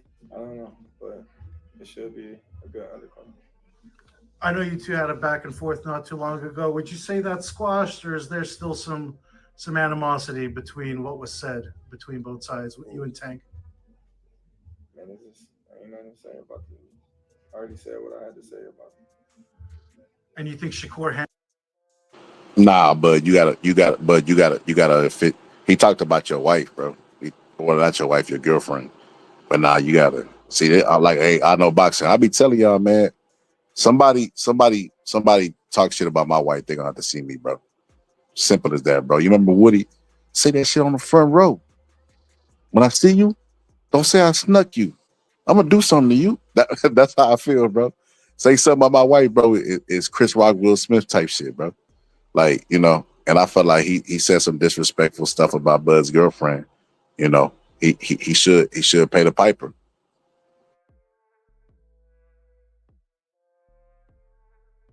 I know boxers said Tank will avoid the rematch and fight Pitbull Cruz too instead.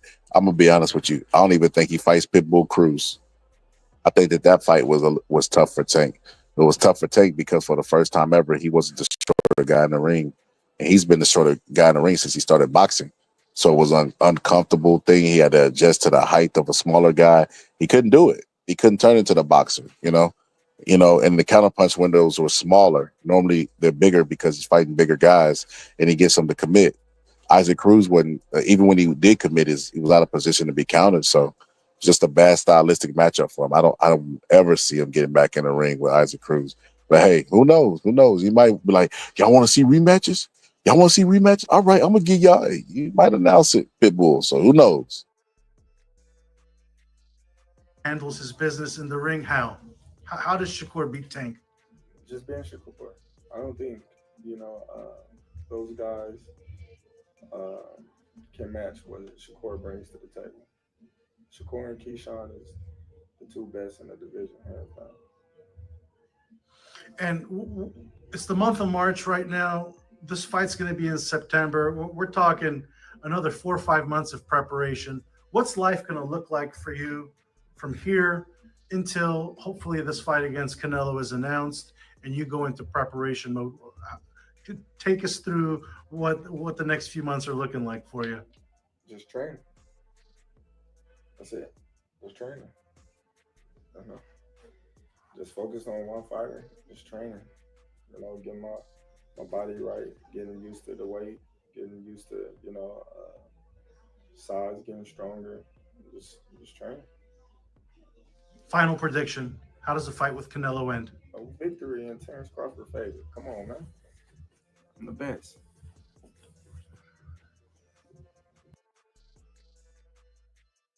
Donald Trump claimed he had. And Roland Martin be in that algorithm, brother.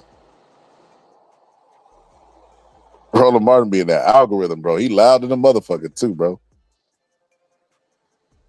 Disgusting bastard. No, I ain't gonna lie, I like Roland Martin, bro.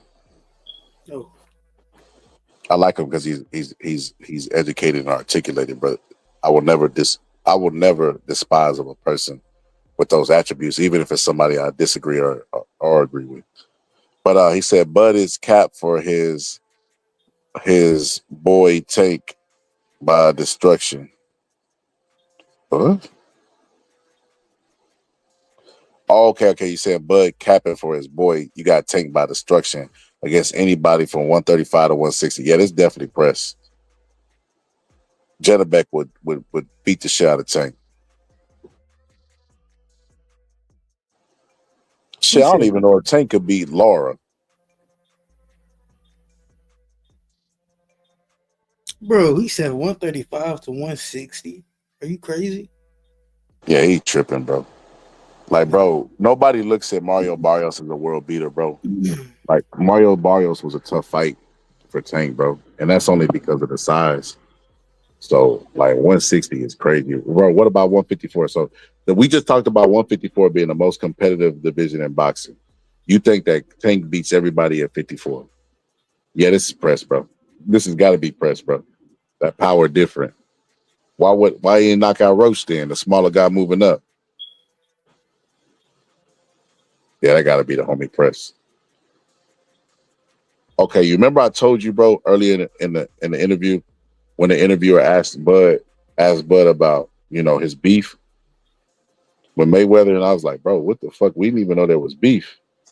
So I don't know what happened. Like I said, in between Floyd Mayweather, in between the time of Floyd Mayweather, Eddie Hearns chilling in the gym with Floyd Mayweather and Bud chilling in the gym and clowning with Eddie Hearns, and it was another trainer in there too as well.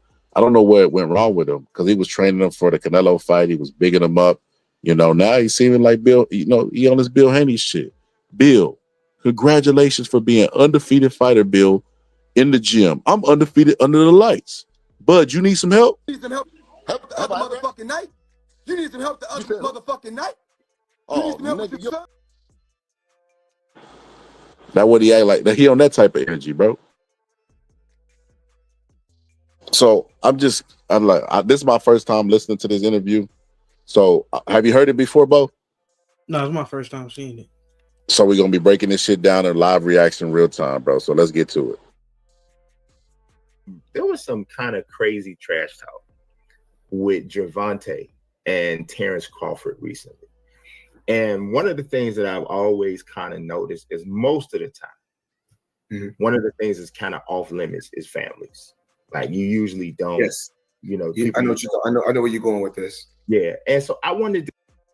Interesting. They're talking about what I just mentioned, you know, Bud's girlfriend getting mentioned by Tank. To kind of understand what your thoughts was about like some of those comments that was made. I think it was about Terrence's wife. What, like in your mind, where because obviously, like, you know, you've been in this sport. I think Terrence Crawford right now in the sport of boxing is the pound for pound best fighter in the sport of boxing right now. Interesting. He gave him a compliment. He better not give him it better not be followed by no insult, bro. I might cut the interview off if he do that, bro. He said he's the pound for pound best. Interesting. Over Anyway. It's pretty interesting for Floyd to say. It's good to see him in the position that he's in. I think he has a beautiful family. I think he has a beautiful wife, a beautiful queen, a black queen. And there's nothing better than a black woman in this world. That's just my opinion. We all entitled to. Wait a minute. Where your black queen at then? Floyd be popping up with all type of foreign bitches, bro. But now he for the champion blood for having a black queen, bro. Can't make this shit up, bro. I mean, I'm not gonna say anything bad about Floyd because of that. I mean, Floyd does make a lot of money. You know, when you rise up and you start making more money, you know, you start to see a lot of less black people. So I say that. You know, brother, we don't promote cooning over here, bro. But no, that's not cool. It's just realistic, bro. This bro. If that's realistic, then his opinion can't be. There's nothing like a black queen. You know, black queens forever, snow bunnies never. That's basically what he said without saying it, bro. You can't have that mentality and you don't got you a black queen. You know what I mean? Then you just talking. You know. I mean, he is black. I mean, come on now. Of course, he gonna think that the black woman. Well, then why, bro? So if he's black and he thinks that, where's his black queen at? It doesn't make any sense. It do make sense because we know Floyd is an extremely high earner. So you're not. I mean, well, I mean, my bad. You know, whatever. Let's not make it about you know. Now, look, you could say he got options because he got money. That's what money brings. But like, your main girl is still your main girl. Like, even when he did the money team stuff, like, how many of the girls were actually black? Like he just talking, bro. Like, nobody forced him to say the thing that he just said. Let's go back 5 minutes. Not 5 minutes. I mean 5 seconds. Nobody forced him to say this. We all entitled to our opinion. And I think just in the sport of boxing, our opinion and my opinion, we all entitled to queen. And there's nothing better than a black queen. And there's nothing better than a black woman in this world. That's just my opinion. We all entitled to our. There's nothing better than a black woman in this world. Then why you don't have one? I'm just saying, it's crazy. That's like me trying to sell you some Gucci flip flops. You know, you can't leave home without these Gucci flip flops. You're like, well, why you don't wear Gucci? Hey, don't worry about it. This ain't about me. It's about you, young brother. You're like, what? You just talking, bro. Man, hold up, man. What are we talking? His daughter black, man. What are we talking about here? Bro, what does that have to do with who he dates? He talking about who Bud dates. He didn't say shout out to Bud Crawford. He has a beautiful support system. His mama's black, his sister's black. He have a lot of black people that support him. He said he has a black girlfriend. There's nothing like a black queen. That's my personal opinion. Nothing like a black woman. You got to go and, I mean, that's my opinion. You know, nothing better than a black woman. So if nothing's better than a black woman, why haven't you got one? Yeah, he had one, though. Man, he innocent, bro. He's innocent. Floyd, in this case, he innocent, man. Nah, he definitely guilty. He definitely guilty of talking it and not walking it. You know who he trying to be like? He trying to be like Ali, bro. He trying to pump his fist and be pro-black because Ali was like that naturally. Ali ain't got one non-black wife. He ain't got one non-black illegitimate kid. he actually went out there and walked it like he talked it. So that's who he's attempting to be like in this video. That's what I got from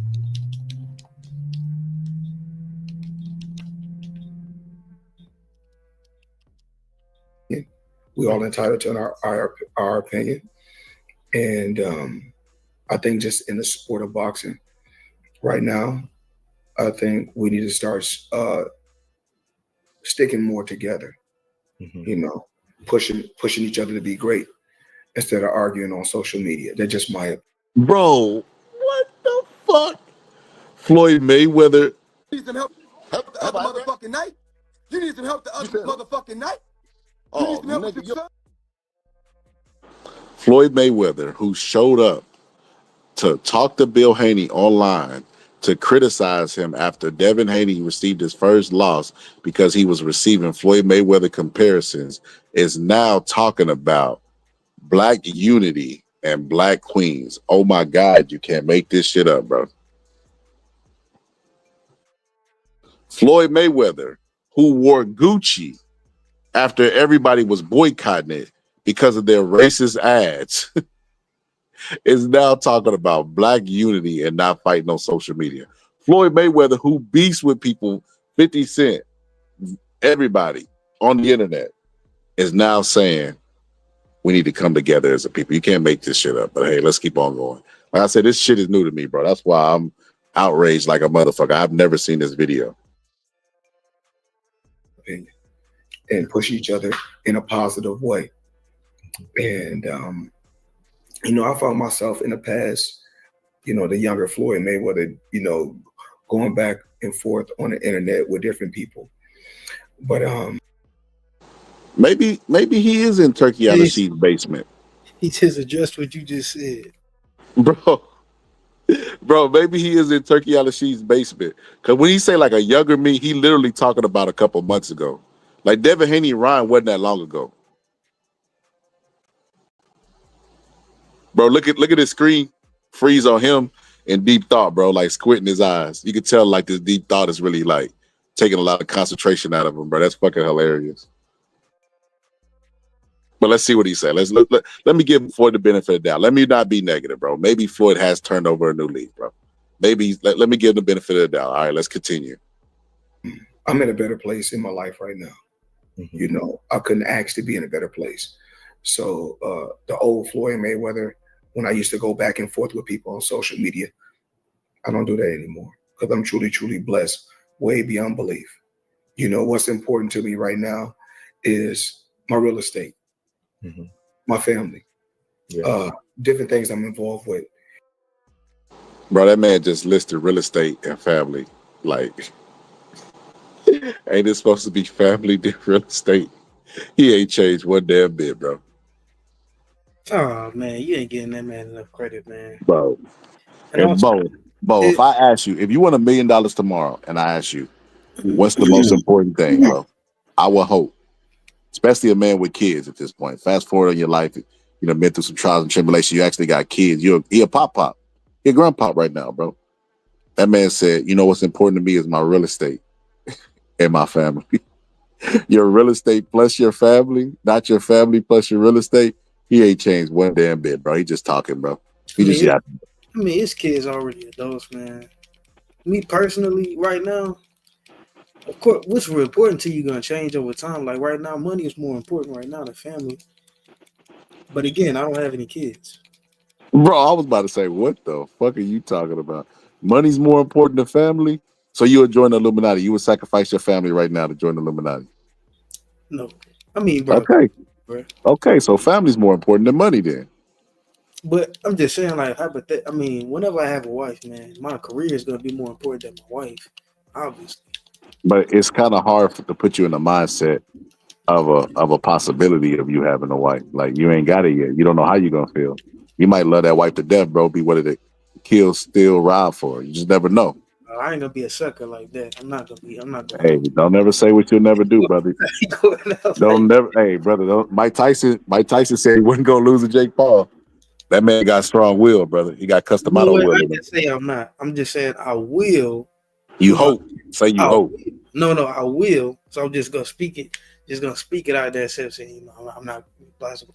I will not put my wife over my career or get into that money. I will not do that. I won't put my I will do that. All right, let's continue. Be like that. Let's continue, bro. Let's see. You know, it's all about helping kids, the new generation, surpass Floyd Mayweather and be a better Floyd Mayweather. So, you know, Cap. He's lying, bro. He's lying. And you know, I'm gonna pay a lot of attention to him now that he said that, because Camille Moulton is signed up under him, and Camille Moulton is a younger version of Gervonta Davis. You know what I mean? Like similar look. You know what I mean? Knocking motherfuckers out. You know, a lot of hype around him. The only difference is I ain't heard a lot of negative things about Camille Moulton. Well, I ain't heard no negative things about Camille Moulton. Not only that, he's a student of the game. Yeah, let me stop. He doesn't make weight. He's not disciplined in his weight because he didn't make his own weight that he agreed upon to last time out. So yeah, that's probably the only knock I could give him. But he's young. You know, he got room to grow. But as far as him in the ring, they matched him tough against somebody. He actually showed grit. They're moving him around, moving him right. They're moving him along right, to me, in my personal opinion. And he has a ton of skills, Camille Moulton. But like I just keep flashing back to the interview where Floyd Mayweather took part of Camille Moulton's speech to say that he was the greatest of all time, to correct a reporter for his opinion about Floyd not being the greatest. So he's full of shit, bro. He don't want young fighters to surpass him. The reason why Tank Davis is leaving him is because Tank don't feel like he's getting supported by him. Floyd Mayweather's 100% full of shit. But like I said, who knows? Maybe he had a near-death experience in that basement, that Saudi Arabia basement that he was trapped in with Turkey Al-Rashid. Who knows? Who knows, bro? They could have put one of the black snakes in there, played a little music that do do do do do do do do do. You never know, but they could have fucking waterboarded Floyd Mayweather. You know, that's a practice that's used to torture to get information out of people. Who knows what they did to Floyd, bro? They could have strapped Floyd in the chair and made him watch back-to-back videos of Shakur fighting. That's enough to humble any man, bro. Like, any dude that got fighting him, once they get to the second Shakur fight, bro, I guarantee all the fight leaves, bro. They would be begging to get waterboarded, bro, after the second Shakur fight, bro, that you have to watch in its entirety. Facts. But here we go, bro. Let's get through it. Let's go through the cap that he about to do. Everything that I did, you know, in a past, if it was something negative, I apologize. And you know, Terrence Crawford, continue to be great, continue to do you, continue to love your family, and all fighters. I want to see all fighters do good in the sport of boxing.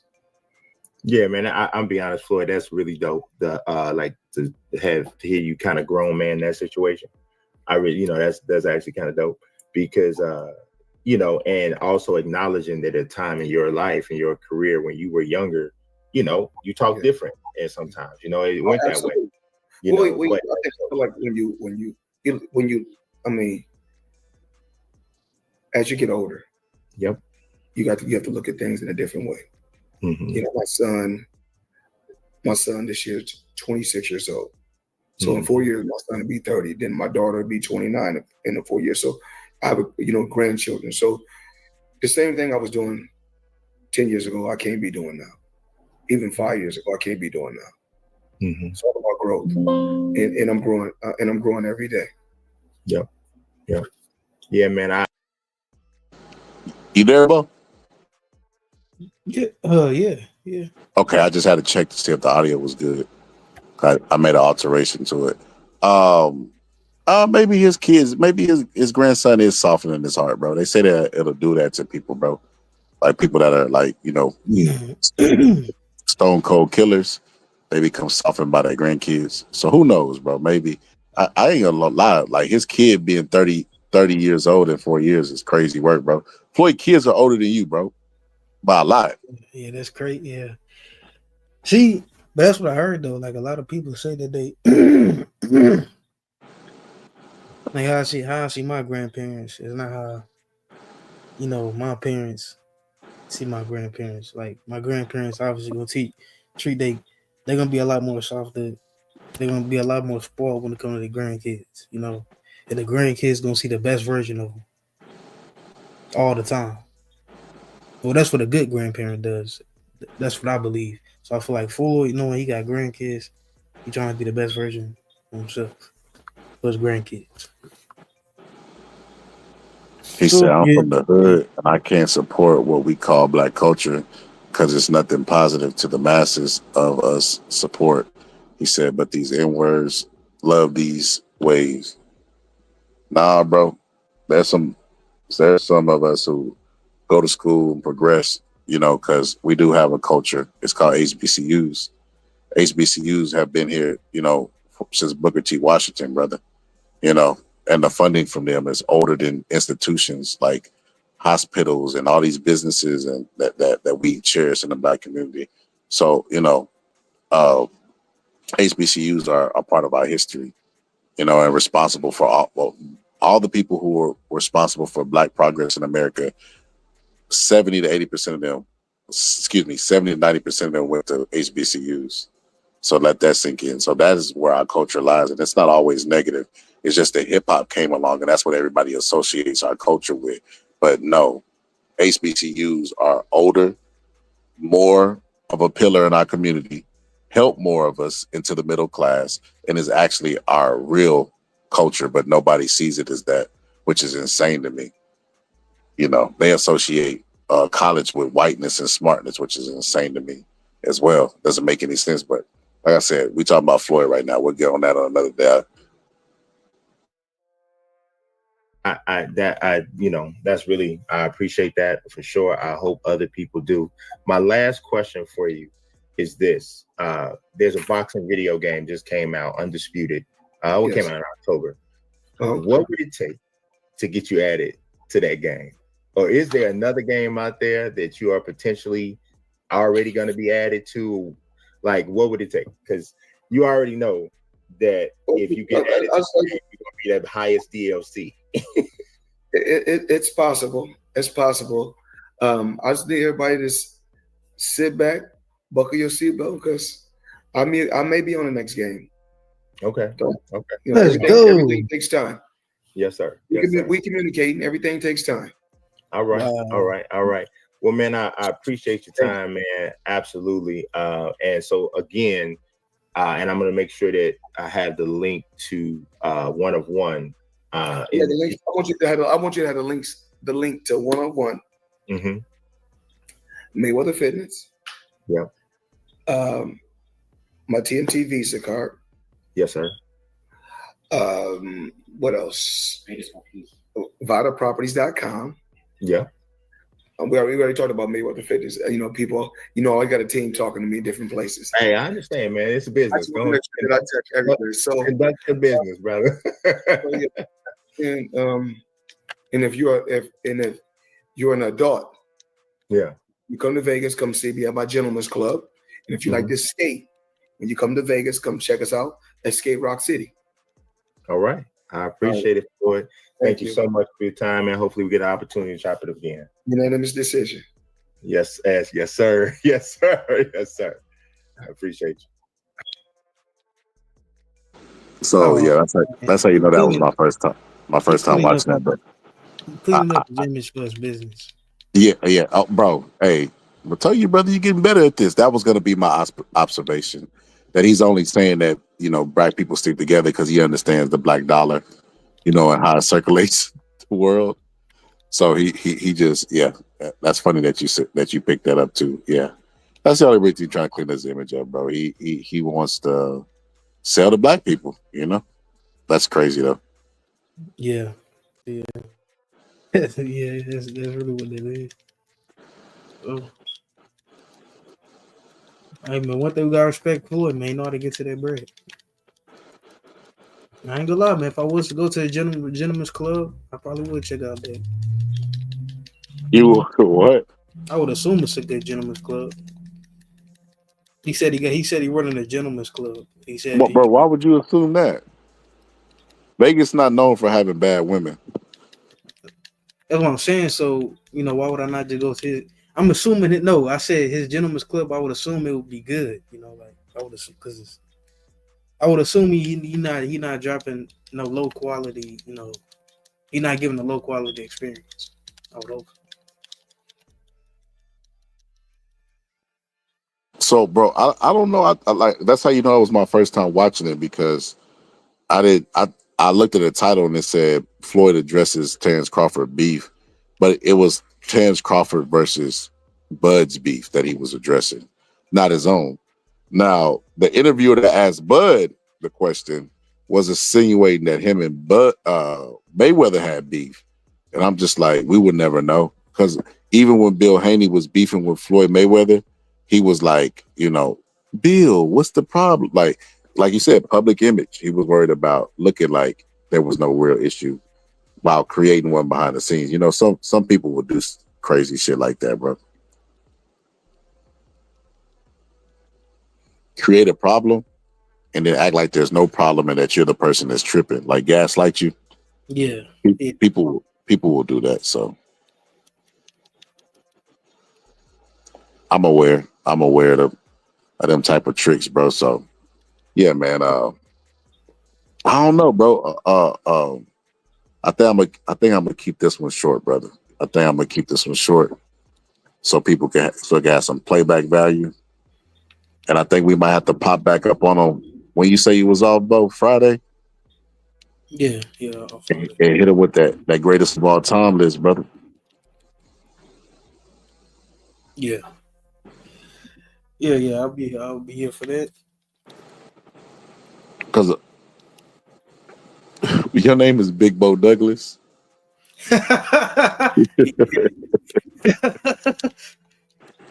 I thought that was part of the video I was playing, bro. I'm like Big Bo Douglas. What the fuck? Yeah, man. It's based off the two best boxers in the world, man. Nah. I'm gonna be honest with you, bro. You might need to find a new favorite fighter, bro. Whoa, you said wow, man. Why you say that, man? You might have to put stock in the inner way, bro. In a way, oh man. It's a safe. Now, even him is a little risky because he keep moving up in weight. Yeah. You know, so eventually he gonna have to, come down to earth and realize you can't beat everybody in the world. So who knows what's gonna happen with anyway, but I will say this. I feel like Bud was giving me Roy Jones vibes, and I did not like that. Like I said, that was my first time watching that interview. And I came away like, I ain't gonna lie, like a little cringe, like freaked out, like you sounding like Roy Jones, bro. You sound like all these other fighters who thought they can go on forever. Like you're 37 years old. It's not that old in boxing, but it is older, especially, considering your ring age.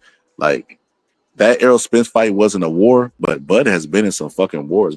Gamboa was a war, Sean Porter was a tough fight until it wasn't, So just he done been in some fucking wars, bro. And I don't know if I'm like damn, bro, you want to fight heavier guys towards the end of your career and you want to keep on doing it and you want to entertain other fights. It's just like, because what he basically said was, and Bud be double talking a lot. So you got to kind of listen to him carefully as well.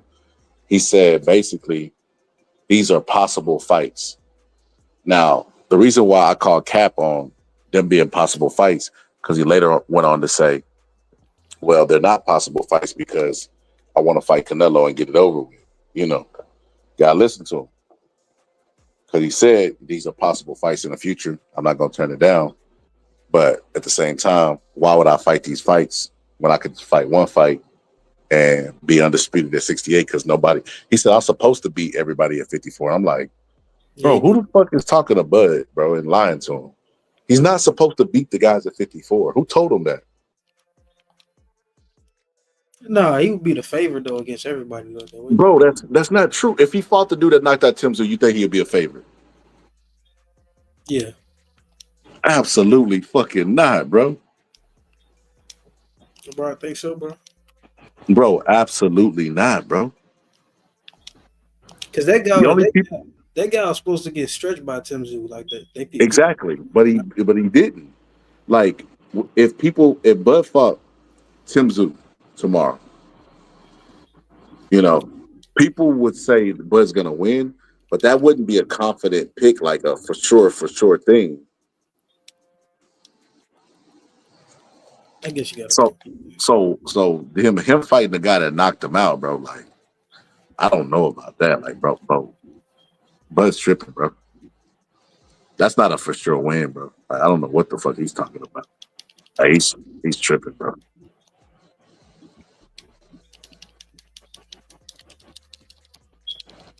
Like, he tripping like a motherfucker, bro. Like, he is not expected to beat everybody in 54. That's why it's the best division. Because those guys, why would Turkey want to see him versus Virgil Ortiz if he's expected to beat everybody at that division? It's not making any sense. It's a good fight. I mean, I think people know that's obviously a competitive weight class. He got to know this is a competitive weight class, which is why he want to come in and fight one guy, fight for the belts in one fight, basically. Because that's what he just said. That's what he pretty much admitted. That's what he is looking for. If he was to stay in boxing, he probably would end up moving back down if the opportunity rose to fight for a one fight undisputed championship. That's what it looked like to me. To this Canelo fight. Because he gotta know those tough fights down. You know with that. Think so, bro. I don't know. He was talking like a dude that didn't know, that didn't recognize, bro. He didn't recognize the danger. He was talking like a dude that just thought he was gonna go in there and kick some ass. But you know what, man? I don't know, man. They gotta have something to this, man. Because Keith Thurman talking like he about to come to 154 and kick some ass too. He ain't got a choice though. Like, he's been so inactive. He ain't got a choice but to go yelling and talking about what he's gonna do at the division. You know, he did an interview. He said that basically after he fought Pacquiao, he was supposed to fight during COVID, and the fight that Sean Porter got against Sebastian Formula, that was supposed to be his fight, but he turned it down. And because bro, you call that man Sebastian Formula? Yeah, you know the dude that Sean Porter beat, like before he had fought Spencer, something like that. Bro, his name was Formula. Yeah, he beat somebody named. His name was Formula. Bro, that man definitely wouldn't name no fucking Formula, bro. I'm gonna start calling Sebastian Fedora that, bro. Sebastian Formula. Hold up, man. Bro, I'm gonna start calling that nigga Sebastian Formula, bro. Sebastian. Okay. Oh, dang. Okay, the guy that he beat before he fought Crawford, that guy that Sean Porter beat, Keith Thurman got offered that fight in 2020. You know, that's when COVID was still a thing. Basically, bro got turned down. Like, Keith Thurman turned that fight down. So Sean Porter got it. And because Keith Thurman turned down that fight, he stopped getting offers. And that's why he said he had basically been inactive the whole time. Until he had got until he got to fight Barrios. No. My bad. And until he had got to fight Tim Tszyu. But then he pulled out with an injury. So basically, him turning down that fight kind of, messed up his career. And he pretty much said that he basically taking any offer he can get because he ain't been getting no offers. Whatever it takes for him to get a world title shot. That's why he's still looking for Tim Tszyu. He beat Tim Tszyu, he kind of right there. He could challenge for a belt.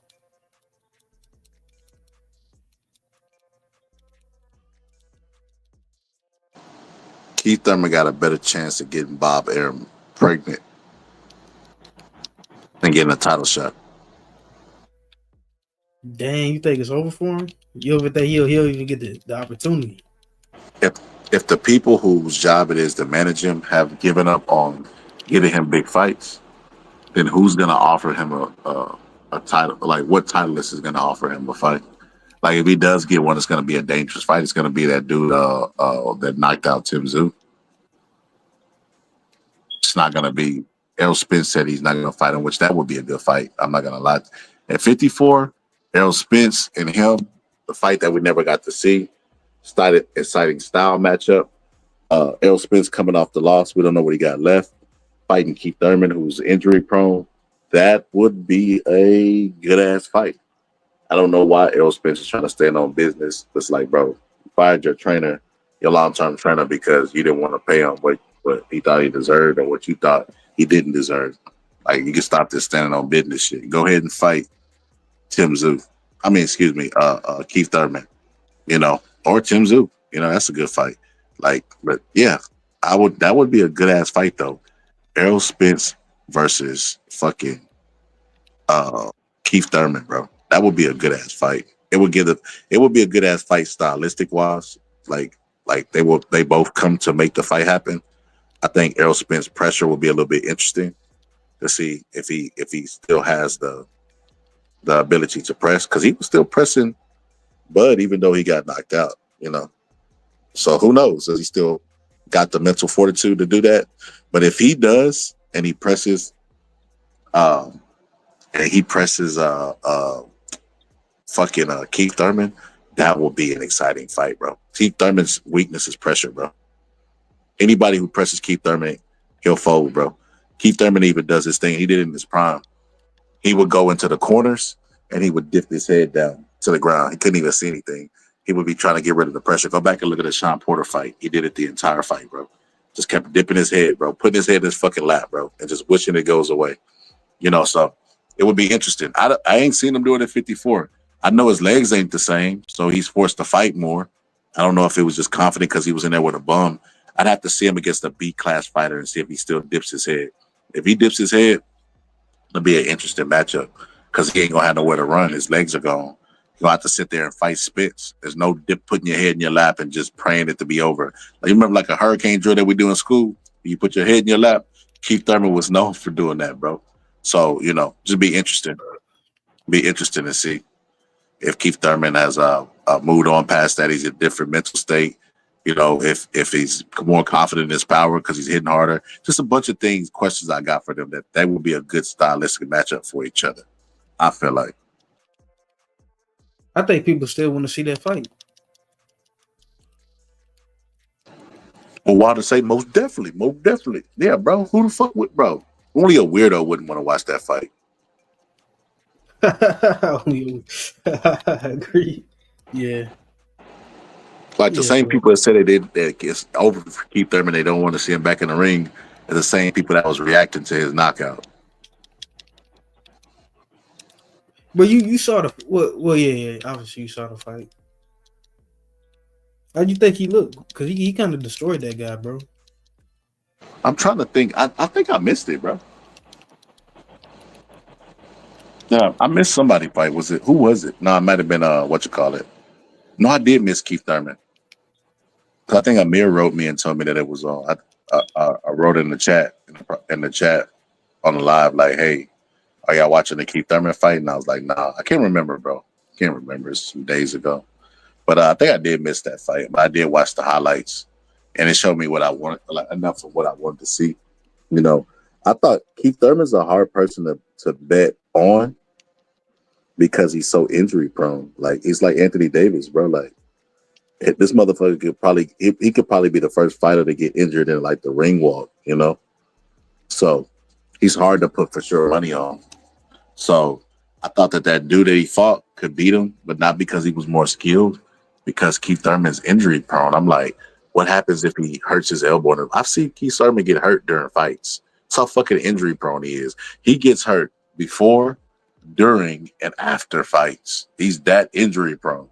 So it's like, I just look at it like, I can't put no for sure money or for sure stock in Keith Thurman, So if Errol Spence fought him, that would be an interesting fight. Could Keith Thurman overcome? Because like I said, one thing I noticed about him is he's sitting down on his punches.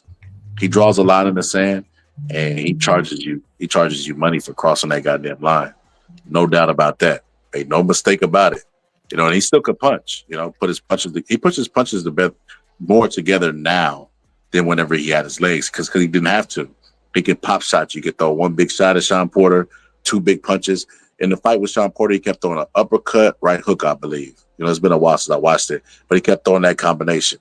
uppercut, right hook, uppercut, right hook, right? But it was just 2 punches at a time. He's actually sitting down on his shots and throwing 3 punches or 4 punches. You know, he's combinating his punches versus just 2 big shots and then hold, 2 big shots and then get out the way, 2 big shots.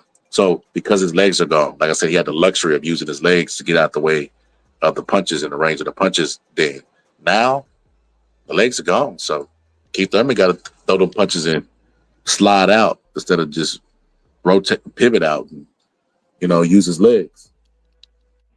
Interesting. It's gonna be an interesting matchup, Keith Thurman. Whoever Keith Thurman fight next. Like I said, that's the most competitive division in boxing. I stand by that. Yeah, the most. Oh yeah, I agree. Yeah, I stand by that, bro. That's the most competitive division in boxing, bro. Interesting though. But yeah, bro, you got anything else to add, bro? I think I'm gonna go ahead and land this plane, brother. No, you got that though. Well, can't say land a plane in this climate, brother. Planes is falling out the sky. Let me go ahead and let this plane fall out the sky, brother. But nah, that's probably it for the boxing episode. I wanted to break down the Bud interview. Does Bud really have a chance? And I wanted to keep it short for playback value, so people can go back and listen to it. But we're gonna do it in the Marathon Live probably this weekend or Friday. I want to do a double hitter, bro. Like back in the day, I just been time consumed with the family and shit. So I ain't been able to do live like I really want to. But yeah, I'm gonna get back to the grinding, brother. I'm gonna get back to the grinding. Grinding is on the horizon. I mean, I might get that shit on the t-shirt. Grinding is on the horizon. But yeah, man. Final thoughts, bro. Bud, Tank, the state of boxing, Turkey Al-Rashid. Speaking of Bud, man, I feel like that to people who had doubts, I think Bud's chance of winning have risen, or not necessarily that they risen, but people. I think some people are starting to recognize that he has a route to victory. That's what I think. That's all I gotta say. Bro, did you see Paulie's video on Turkey Al-Rashid? Oh no, I didn't see it. Brother, let's react to this before we get up out of here. We would be wrong, brother, if we didn't react to Paulie's video, bro. Because look, shout out to Paulie, man. Shout out to Paulie. Bro, Paulie another one, bro. Paulie has a great mind in boxing, if not one of the best minds outside of Teddy Atlas, But I think Paulie watches my show too as well, bro. I'm pretty sure he does. I don't know why he just don't shout me out. Paulie, shout me out, man. Shit, we could do the fucking simulcast. We got some stuff we could do, brother. No Diddy. But yeah, man, Paulie, you always been boxer fam over here. We talk shit about you, but we also praise you too. We criticize you when you deserve it, and we praise you when you deserve it. This is one of the situations where he deserved praising, in my opinion. He gave a great take on Turkey Al-Rashid. He actually went and broke this shit down about, is he good for boxing and, how he came to power. Stuff I didn't know. Stuff I didn't even take the time to break down. Oh, interesting. How he came to power.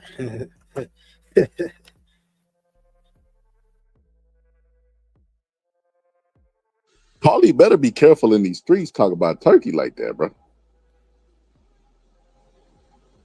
He just ain't one of them dudes you can just talk about, man. Paulie asked, like, what do y'all think about my breakdown? And I just put balls. Because remember, he was like, that's your problem. You got no balls.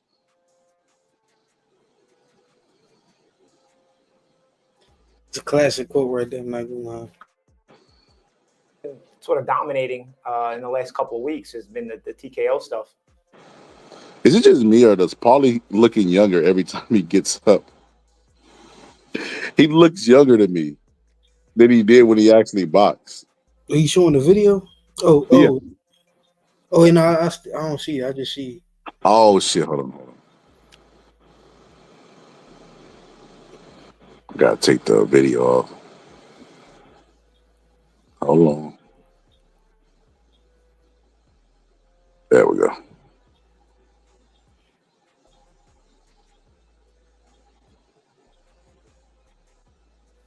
And the last couple of days, there's been some articles and some rumors about the way the contracts are going to be structured. Now I'm hearing that what is public is just an example of one of the contracts, but some people are saying that is the structure of the league essentially.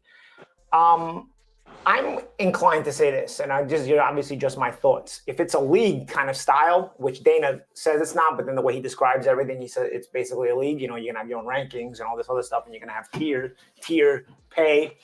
That sounds to me like it's pretty universal as far as guys you're gonna be signing. Now that's just from the outside looking in. I'm curious to see how it'll start, how it goes, how it continues, and so on and so forth. But there are some pushback from the inside where they're saying, oh, that's just an example of one contract. I don't know that you sign guys at that point in their careers to different kind of contracts, because at that point you're fighting in a league. You're not going to be a big name yet, so the contract is pretty much going to be stipulated as universal. It's not like you're signing a star from another organization and you're going to give them this contract. I think these are pretty much the contracts that are going to be standard for the new fighters that are going to come into the league and start from scratch. Maybe the prospects they're going to sign. They're obviously not going to be the contracts of guys like Canelo, who I think they use as just a shiny object, just a guy who you have signed to make it look good. Hey, he's a nice locker room. Bro, I don't know if you've seen that episode. I said that exact same thing, bro. I said the reason they signed Canelo is because they wanted to stop him from fighting Jake Paul on Netflix, and Netflix getting into the business of Jake Paul still existing outside their business and actually, flourishing and prospering. So they signed Canelo and let Canelo fight whoever the fuck he wants to fight. Hey, you want to get these easy touch-ups, Bud, Skull, and you know what I mean? You don't have to fight Benavidez, and he agreed. But it was a business ploy, and it was a business ploy to get the stars over to their promotion, TKO. Because if they get him, they got Anthony Joshua already. The only person that's missing is Tank. They're never going to sign Jake Paul. They're going to starve Jake Paul out. Because if Dana White doesn't allow UFC fighters to go over and fight him, he's the MMA slayer. And then, all the fighters who are big names that can fight him are going over to Saudi Arabia. Who the fuck does Jake Paul fight? Netflix is getting starved out, which is really interesting, bro, because Dana White did this because of his relationships with ESPN, right? And the crazy part about that, his relationship with ESPN, right? So I have this video of Errol Wadi. I'm not going to show the whole video. I just want to show you an important part. Hold on. Let me see. Here it is right here. The old guard is going to be like, wait a second, this is not how it usually is. They're going to UFCify boxing. And that's gigantic. People have talked about trying to do it. People have talked about wanting to do it. They're actually going to go ahead and do it. We'll see how it turns out. Now, remember what he said on that call last week, Mark Shapiro. In addition to that league, as they're calling it, we're also going to be doing super fights. 2 this year, 2 next year. Massive fights. Don't be surprised if the first one is Canelo versus Crawford. And don't be surprised if that first one is on a platform like Netflix. And don't be surprised with Top Rank leaving, this new league comes in and replaces Top Rank on ESPN. And don't be surprised when they re-sign with ESPN, which in some way, shape, or form, I think they will. A part of the deal is to bring in this league as well to be the boxing entity on ESPN. The guy who cut the deal for Top Rank to be on ESPN was Nick Khan. No one knows those people better than him. When I got to ESPN, everyone was like, oh, you're a Nick Khan guy? He's your agent? He, for all intents and purposes, was the most powerful non-ESPN employee in the company, if you get what I'm saying. Represented them all. He could very easily cut this deal and say, you want UFC? You gotta do a deal for this league. And by the way, ESPN would gladly do it. Why not? Why wouldn't you want the new shiny toy? Out with the old, in with the new. And so don't be surprised if they replace Top Rank on ESPN. Don't be surprised if the super fight. So he said that, right? Dana White, of course, Dana White talked about, the merger of TKO? Because it's been around. TKO bought out WWE and then eventually bought out the Slap League. From your point of view, what's the significance of this new organization? Yeah, I mean, this kind of stuff I usually just, you know, just going to keep doing what I do, and we're going to do what we do at the UFC. And listen, at the end of the day, this is like one of the biggest mergers in the history of sports. We've been kicking ass forever, you know, however many years now. The WWE is doing well, and I mean, I say this to you guys every year, but this just takes the whole sport and everything to a whole different level. And you know, I flew out to that thing last night and did it this morning, and it was actually really, really cool. It was cool to be a part of, and I'm excited about the future and what we're going to do. And I always am, regardless. But after this merger, I mean, it just, we're so much more powerful than we were yesterday. So much more powerful. That's when he first joined TKO. They bought out the WWE. This before the Slap League even existed, right? Then they start getting that slap bullshit. So they're that powerful. So Dana White, TKO is that powerful. Then Donald Trump makes a power play and gets Dana White a member to become a member and part owner of Meta. Mark Zuckerberg announcing 3 new appointees to Meta's board of directors. Dana White, president and CEO of UFC. Zuckerberg saying he's admired him as an entrepreneur and brand builder. John Elkann, the CEO of Exor and the chairman of 2 of its portfolio companies, Stellantis and Ferrari, noting that he brings an international perspective to Meta's board. And also Charlie Songhurst, a tech investor who previously led strategy teams at Microsoft and joined the Meta Advisory Group last year to advise on AI and technology roadmaps, now officially joining the board. Zuckerberg saying that 2025 will be a big year for Meta, and he's excited to have these new board members. Okay, so I had to set the table. So Dana White is powerful than the motherfucker. I was saying all to say he's extremely powerful, right? Which is interesting that he's part of all these different things and still wants to pay $20,000 for a 10-round fight in boxing. Like, that is fucking ridiculous, bro. Like, you have more money than fucking Don King made in his entire career, and you're being selfish with paying your fighters more money than Eddie Hearns, all those guys, Bob Arum. But I say all that to say this. So Ariel Helwani was champion Dana White. I don't know why, because Dana White is not even cool with him, kicked him out of UFC media. He doesn't even cover the sport anymore, right? I don't know why he's so happy for them. Like, you ran your ass to boxing because Dana White didn't want freedom of press and freedom of ideas and stuff. And now you're championing for him to come in boxing and swallow up boxing. You're not going to have a job, buddy. You're not going to have a job. I don't know why you were so fucking excited, but that's neither here nor there. When he talked about the merger of ESPN and Dana White, he was right. He even gave the name of the guy who has relations, right? This is the funniest thing. I just seen this article the other day, because we talk about stuff, the algorithm will kick Yahoo articles and stuff to you, right? I seen that Dana White, well, we already know ESPN was talking about them not continuing business with Top Rank on some shady shit. They've been doing business with Top Rank forever. But they were not going to do business based on the premise that Dana White was going to do business with them. That's how snaky that world is, right? So Dana White already has UFC on there. They're thinking, we already got a relationship with him. Why not continue up under him? And now we can get the boxing along with the UFC for, you know, instead of paying 2 people, just pay 1 person. You know what I mean? Might be cheaper on us type shit. Well, Dana White appears to be snaking ESPN with UFC and TKO in boxing, because he was in negotiations and talking with Netflix, you know, and that makes perfect sense to me. They snaked Jake Paul out of the deal with Canelo to fight on Netflix because they secretly wanted to go over to Netflix, because Netflix only had 1 fight on Netflix, and that was Mike Tyson versus Jake Paul, and had the stream buffering. And they're thinking, oh shit, that much eyeballs the way the screen was buffering. And I told y'all that that fight was going to be big for boxing and good for boxing, but nobody believed me.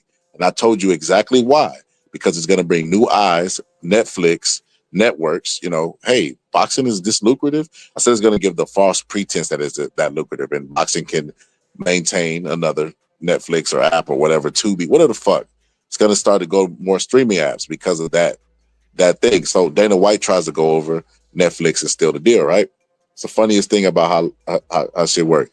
He tries to steal the deal with Jake Paul because he wants to go to Netflix, but he doesn't tell, of course, ESPN this. So ESPN, thinking they're going to continue the business with them and not continue business with Top Rank, Dana White tells them that he's thinking about leaving them because he's tired of their app buffering during the fights. And you just throw your hands up like, that's what the fuck you get for snaking Bob Arum. Now, listen, Bob Arum's no saint. Like, he was supposed to start that business with Muhammad Ali, and he snaked Muhammad Ali out of Top Rank. But it's about the sport of boxing. You know, it's about Dana White coming over to boxing and already being a snake before he even gets here. Like, say what you want about Al Heyman, Eddie Hearns, and the guys that we think are pieces of shit in boxing, they still will pay their fighters. And it ain't going to be no fucking $20,000 for no 10-round fight. It is insane. Dana White has arguably more money than all of them combined with these new power mergers that he's doing with WWE and fucking Metaverse and shit like that. And he still don't want to fucking pay these guys. It's a fucking cheapskate. But like I said, they were loyal to that guy, ESPN, instead of being loyal to Bob Arum when they've been doing business with Bob Arum for a while, you know? They just like, hey, fuck Bob Arum, you know, we're going to go ahead and continue business with Dana. And it's like, yeah, probably not. Maybe we might be going, you know, maybe your stream is freezing too much and it's starting to become a problem for me. Netflix stream was buffering the entire Mike Tyson fight. So don't make it about a stream buffering, you know, because I don't know if Netflix got those kinks worked out. Don't make it about anything that has to do with buffering. You're gonna leave the sport of boxing, make it about, you know, I mean, if you're gonna leave and not do business with them, make it for what it's about. Hey, look, I want to go to Netflix. They have a wider audience, you know, and we've never done business with them, and I want to expand my horizons. Make it some truthful shit, but he's not an honest or truthful person. Sorry for taking y'all the all around the world to get to that point, but that's essentially what happened. Alabama. Yeah, I got Canelo here, so why don't you come sign here? You know, that I got Bitter Beard here, or Virgil Ortiz, whatever it might be, you know? So obviously those are different contract scenarios, but my question is, under that situation, do you ever reach that? Are those just being used as bait? You know what I mean? Because if you're fighting in a league like this and you're going to be fighting everyone, and I went into this in the Paulie TV video, if you are fighting one another constantly and you're not going to be brought up like your standard prospect, you're going to start taking L's, you're going to be in tough fights. You may get a little bit more money, but those minimums on the contract that I saw, the example that I saw, if that's your standard contract for the league at least, or for what is the alleged league, it's not that much more money than what you would get for a standard prospect from a mainstream promoter who would bring you up the correct way, so to speak, the standard way of a boxing prospect. So that, you know, I had some questions and whatnot. But then yesterday, some stuff fell across my lap, dude.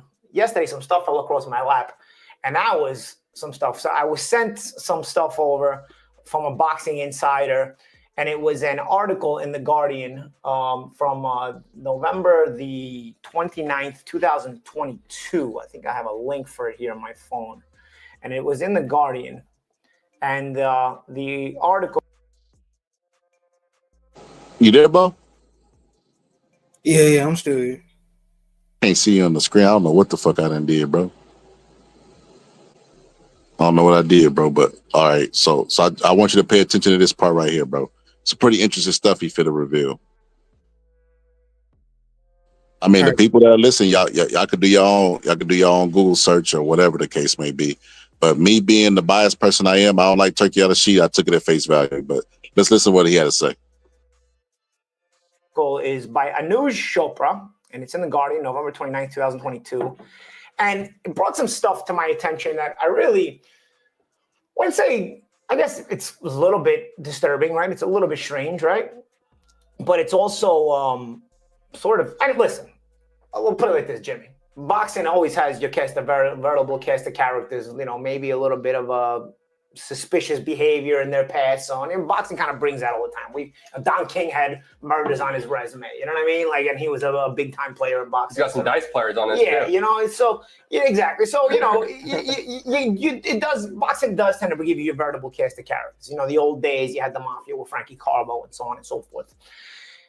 It's just like, my thing is, I don't like hypocrisy, dude. And I can remember a couple of years back, when MTK allegedly was found out that Daniel Kinahan was involved with MTK. And then when the alleged allegations of Daniel Kinahan being involved in MTK came out, MTK was a solid running company in boxing. You know, MTK, Pro Bellum, they were running out. What happened to Pro Bellum? They were out of the Middle East, you know, and the allegations were that Daniel Kinahan was involved and those companies. And because of the alleged allegations of some things that Daniel Kinahan allegedly did, because Daniel Kinahan was not in jail, so obviously it's just alleged because he's not in jail. So, you know, everything is allegations at that point, right? Yeah. Just strictly for these allegations, all the TV contracts that were with MTK fighters were instantly dropped. There were a lot of fighters. A lot of MTK fighters were signed to Top Rank or Josh Taylor. Or on Sky Sports or whatnot. Yeah, guys like Josh Taylor, Tyson Fury. Instantly, these networks wanted nothing to do with these guys unless they broke away from MTK. So overnight, MTK was forced to disband. Fighters ran into some problems, keeping busy. I think Josh Taylor was part of the reason why Josh Taylor was stripped of some of the belts, and when he had the undisputed 140-pound title, he caused some complications over these allegations. Now, why am I talking about hypocrisy here? I'm talking about hypocrisy because there's an article here that was brought to my attention, and these networks, some of them, like ESPN, are alleged to be involved with TKO. And this was one of the networks that wanted to drop MTK fighters when all these allegations sort of came out. So in this article, it is in the Guardian from November 29th, 2022. I'm going to read you a snippet of it. And it talks about the government coup in Saudi Arabia and all this stuff between Mohammed bin Nayef and Mohammed bin Salam. And listen, that of course, government coups can happen. That's really outside of boxing. But within this government coup, something that does have to connect to boxing happens. I'm going to read this short paragraph here. I want everybody to really pay attention. So this is the middle of the article. You guys are more than welcome to go look at the article yourselves and read it in full context. Go ahead, Jim. It'll be in the link. It'll be in the link. And here is the piece that I'm going to read, but you guys can read the article so you get it in full. Shortly before the palace coup on 5th June 2017, tensions between the princes reached boiling point after MBS, which is Mohammed bin Salam, and other regional autocrats imposed a punishing blockade on neighboring Qatar. The tiny gas-rich Arab emirate has long rankled its bigger Arab neighbors with provocative moves. I'm going to go down now. On 20th June 2017, in the midst of that crisis, Nayef was called for a meeting in King Salomon's palace in Mecca, a marble-walled colossus overlooking the cube-shaped Kaaba, the holy shrine in Islam. According to sources close to Nayef, when he arrived, his security detail was instructed to wait outside. To prevent any leaks, all mobile phones, including those of the palace staff, were seized by guards loyal to MBS. So you're probably wondering, okay, what does this have to do with boxing? Let me get to it. You're having the government coup. Mohammed bin Salam and Mohammed bin Nayef are battling for position within the government. Who's going to be the main prince? One senior member of the royal family who tried to enter the palace after Nayef was turned away at the gates. The prince was allegedly ushered into a room with Turki al-Sheikh. Bin Nayef is brought into a room with Turki al-Sheikh, a close MBS confidant with a gruff, intimidating manner and a predilection for expensive Richard Mille watches. Sheikh would later be promoted to head the General Entertainment Authority, which he heads now, and which is why he's involved in boxing and so on and so forth. An agency that seeks to soften Saudi Arabia's image by, among other things, hosting giant raves in the desert. That's another thing I guess they do over there. I want to know. Sure. We're going to continue. Sheikh, Turki al-Sheikh, allegedly confined Nayef to the room for hours, pressuring him to sign a resignation letter and pledge allegiance to MBS. At first, Nayef refused. According to one source close to the prince, he was told that if he did not give up his claim to the throne, his female family members would be, can't say that word. Nayef's medication, and you guys go read the article yourselves so you can get the word. Nayef's medication for hypertension and diabetes was also withheld, and he was told that if he did not step down willingly, his next destination would be the hospital. He was so afraid of being poisoned that night, said another royal family source, that he refused to drink even water. And the article continues, obviously. Bro, I remember exactly what he's talking about. He's talking about whenever they said Tyson Fury was in cahoots with this mobster. Do you remember that story? Yeah, I remember that from I remember that some story. years ago. Bro, it's so long. It happened so long ago, and it was so insignificant. And as far as the spectrum and corruption of boxing, that I have forgot all about it, bro. So shout out to Paulie, bro, for doing his due diligence, bro, and people sending him shit. You know, the investigators, Inspector Gadgets, that be, you know, in his comment section, because they're right about this, bro. He did a pretty good presentation, bro. He got me convinced, bro. But like I said, the interview continues on. I didn't mean to stop y'all right there, leave y'all on a cliffhanger. But this is what he continues on with further good investigation. Here's what I'm bringing. This is where now there's a bit of curiosity for me, because when the allegations are against guys like Daniel Kinahan for doing, you know, gangster stuff, so to quote unquote gangster stuff, you know, allegedly, right? You want all his fighters off your network. You want nothing to do with his fighters. You want your clean house. The spineless execs, even though it has nothing to do with boxing, you clean house, right? That's fine, right? Even though back in the day you were giving Don King contracts, back in the day Frankie Calvo ran boxing, okay, but now you want to clean it all up. You want nothing to do with this kind of behavior. And I said, okay, understandable. If these are the allegations, you don't want to even investigate them further. These are, based on these allegations, you want nothing to do with MTK fighters. But now these are the allegations from a credible source in The Guardian years ago that this guy was behaving this way. And that right there, we can't say the word, right, Jimmy? Nope. No, we can't say the word. But that right there is frowned upon even by criminal elements, let alone what this talking about here is not just criminal for regular law-abiding people. That kind of thing is also frowned upon even by the criminal element of the world. That's frowned upon by everybody. And yet this is what is being discussed here that was being threatened. So if we're going to behave this way, are we going to keep the same energy? That's my curiosity. And that's from what I want. I'm really curious about the fans to know. Is the same energy going to be kept by the TV networks now, right? I mean, because you can say, oh, well, no, it's not necessarily Turki Al-Sheikh. He's working with Ari Emanuel at Endeavor and Dana White. And, you know, maybe they'll be the faces, and, you know, you're just using Turki Al-Sheikh. Either way, you've made him be the face of it. You made him be a spokesperson for it. Also, Ari Emanuel, if we're really going to be honest, there's rumors of him coming from a family of Ergun terrorists, you know, and then we're not going to get too much into that. But that's also a rumor that the Ari Emanuel fortune came from Ergun terrorists. The Ergun, for those that aren't familiar, are responsible for the King David Hotel bombing in 1948, allegedly. Also, Operation Susanna in the early 1950s, among other things. So, okay, now we're getting dicey. And like I said, man, I mean, I get it. Boxing brings your cast of veritable characters, cast of shady characters. I get it. It's always been like that. But like I said, my curiosity is this now. You're going to be hypocritical, or you're going to hold the same energy? Because for me, I saw the way Kinahan treated his fighters, and all those fighters were treated good. All those fighters were getting paid. All those fighters were happy. I was around them. And fighters talk to me. Fighters aren't, it's not like when you're in public and you talk to the mutt media where they'll tell you what you want, what they want to hear. The fighters will speak to other fighters honestly. You know what I'm saying? Like, so that's why I can say wholeheartedly, assuredly, when I'm in private with fighters, and I tell you that I've never heard a fighter talk good about Dana White in my life, because, you know, in private, they talk to me honestly. We always are. We have this brotherhood regardless, as fighter to fighter. We talk about stuff like this in honesty with one another. I also never met an unhappy MTK fighter back then. So having put all this together, my curiosity, and my question is for the fans too. I mean, what do you guys think? What are your thoughts on this whole thing? You know, I mean, obviously we've already talked about the TKO thing with Dana White being weird, and you know, Turki Al-Sheikh had brought some great fights together. He really put some great fights together, really spent good money for them.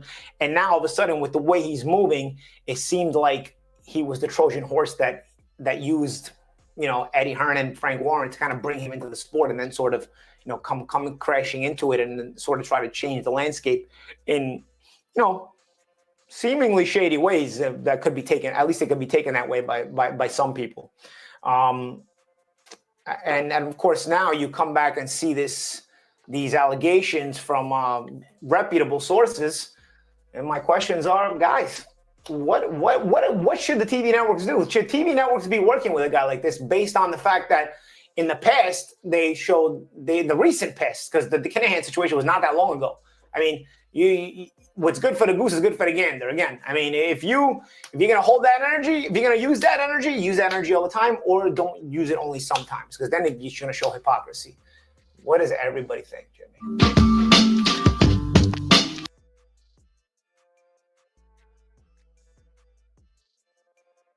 What you think, bro? Man, I'm not gonna lie. I didn't think it would go this deep. Because what they accuse, I don't know if he actually did it. Was that an accusation or was he charged for it? Well, no, that's Yeah, he would never be charged. Look, yeah, he I don't can't be. know. I don't know if you was on that episode that I did a while back, but I basically showed the article about the American reporter, and this you can look this up, bro. Just type in Donald Trump speaks badly about Saudi Arabia, or type in Joe Biden speaks badly about Saudi Arabia. One of our reporters went over there, and we have freedom of press here. They printed something that criticized the government, and then they ended up like disappearing and shit. And ever since then, the politicians have been guaranteed that they're gonna do something about it.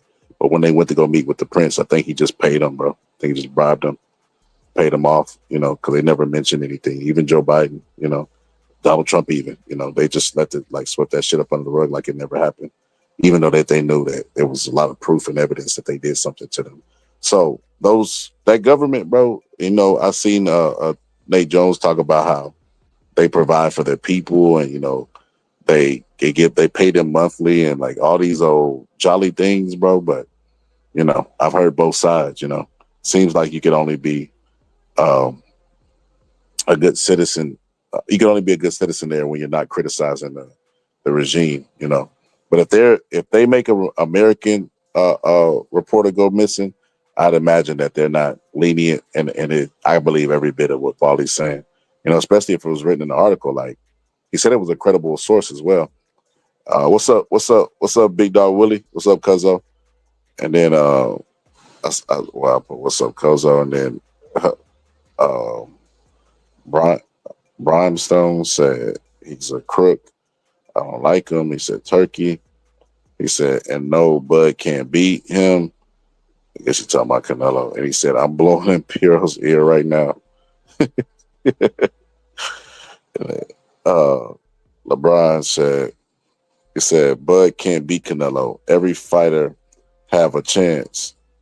He said, although his odds of winning might not be as high as the past fights.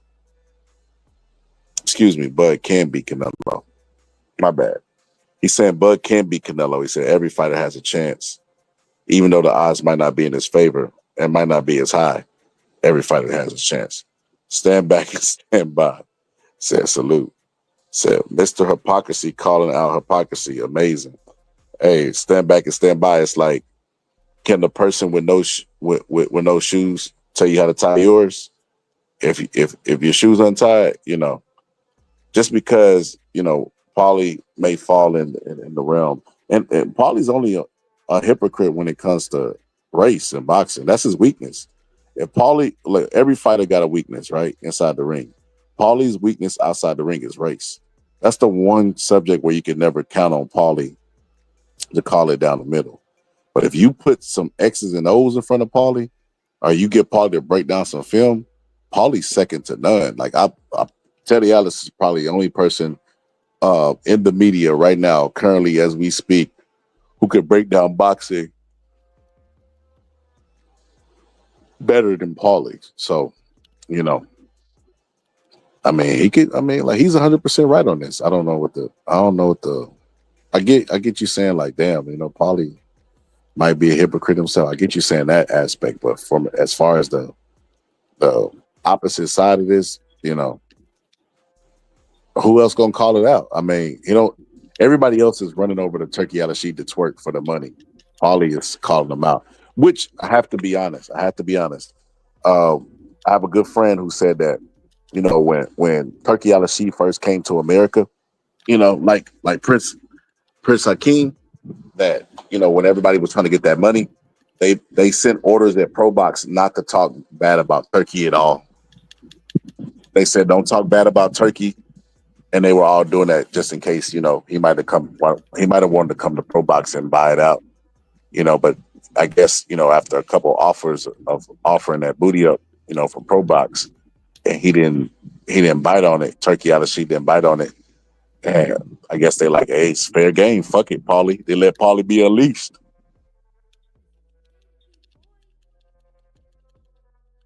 So that's what we're looking at.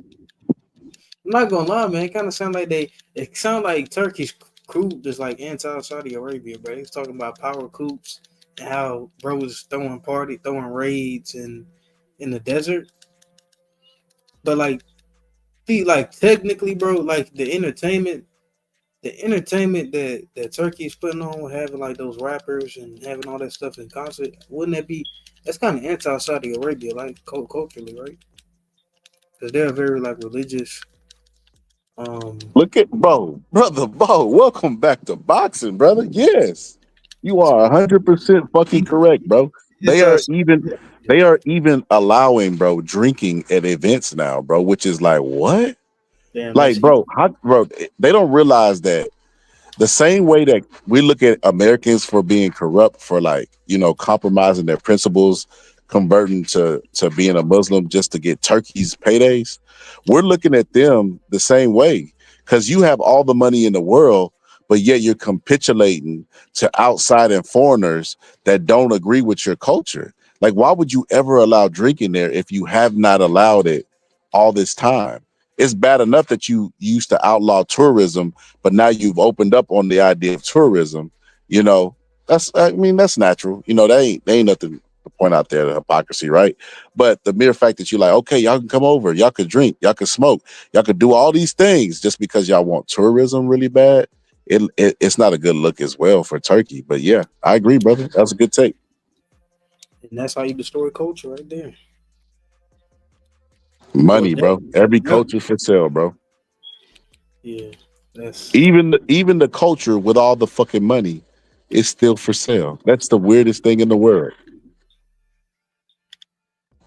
It's still meant for sale. I guess it's the equivalent, bro, of, you remember on Black Panther, bro, when he wanted to sell the vibranium, even though they were already rich.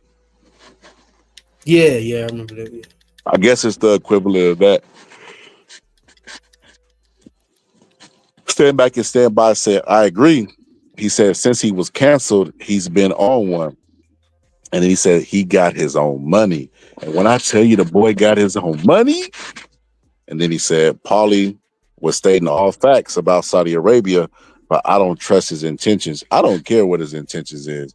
Long as, you know how they say enemy of my enemy, let that be the case. And he's not my enemy, by the way. But stand back and stand by. Maybe he's your enemy. You know, how you looking at him? And, you know, for whatever might be a fair reason, you know, maybe you heard say some crazy shit about race or whatever the case may be. But in this case, he's for the betterment of the entire sport.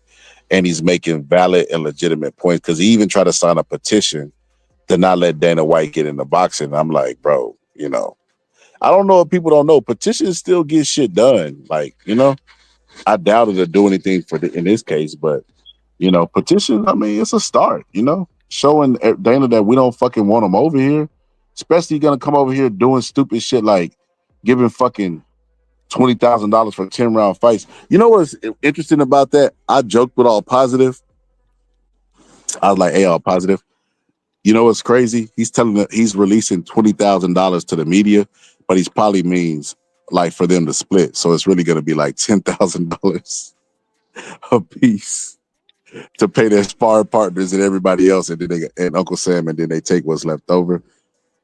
I was joking when I said that. I would not be surprised if Dana White actually really did that. Because I remember on The Ultimate Fighter, he would be like, it's a lot of fucking money. We got a volleyball game today, and they're playing for a lot of fucking money. Bro, they would be paying for like $10,000, $20,000. Some crazy shit like that.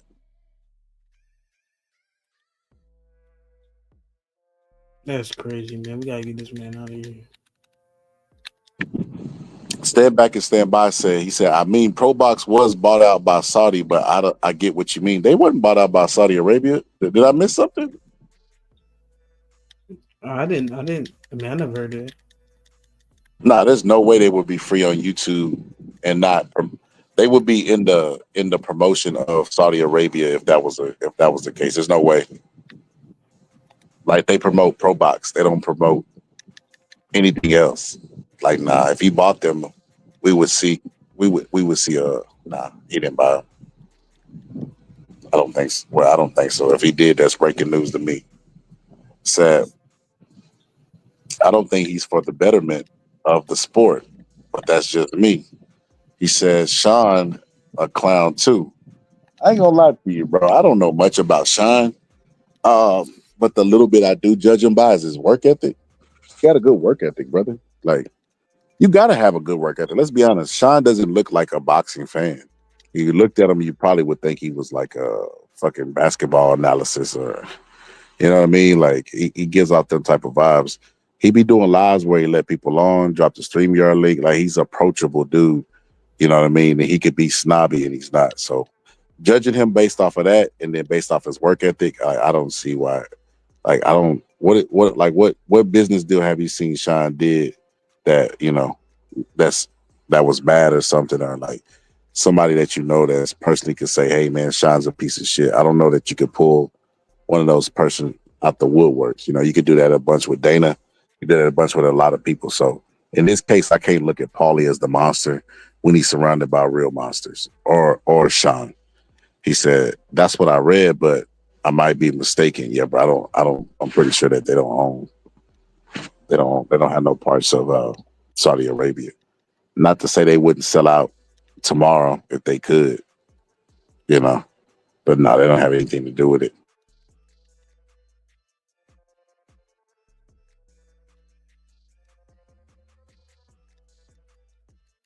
But yeah, man, now that's a good closing point, bro.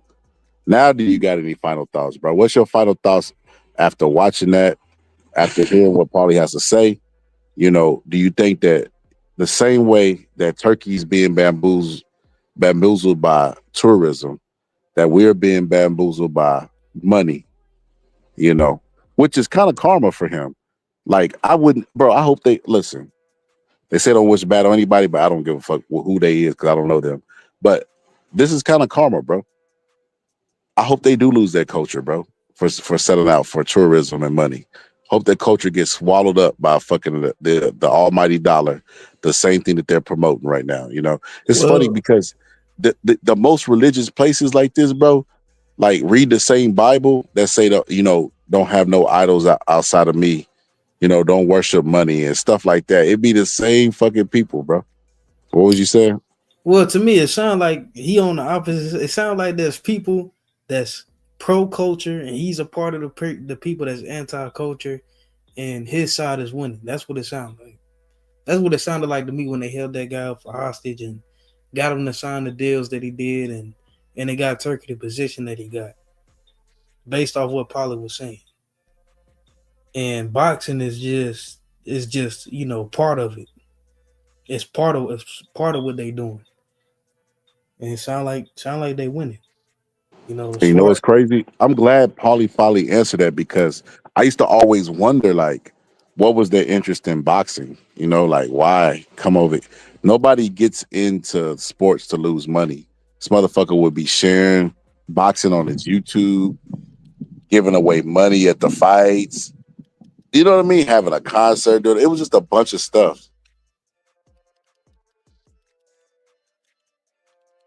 Yeah, so that's I'm not gonna lie, man. Dana being in boxing, man, I don't like that, bro. I don't think it's good. And you was talking about area, man. You're right, man. If Dana do take over, like it sound like, I mean, Ariel was cooked. Then they said Top Rank lost. They finna lose their ESPN deal, and talking about TKO about to take that. I mean, where does Top Rank go then? You know.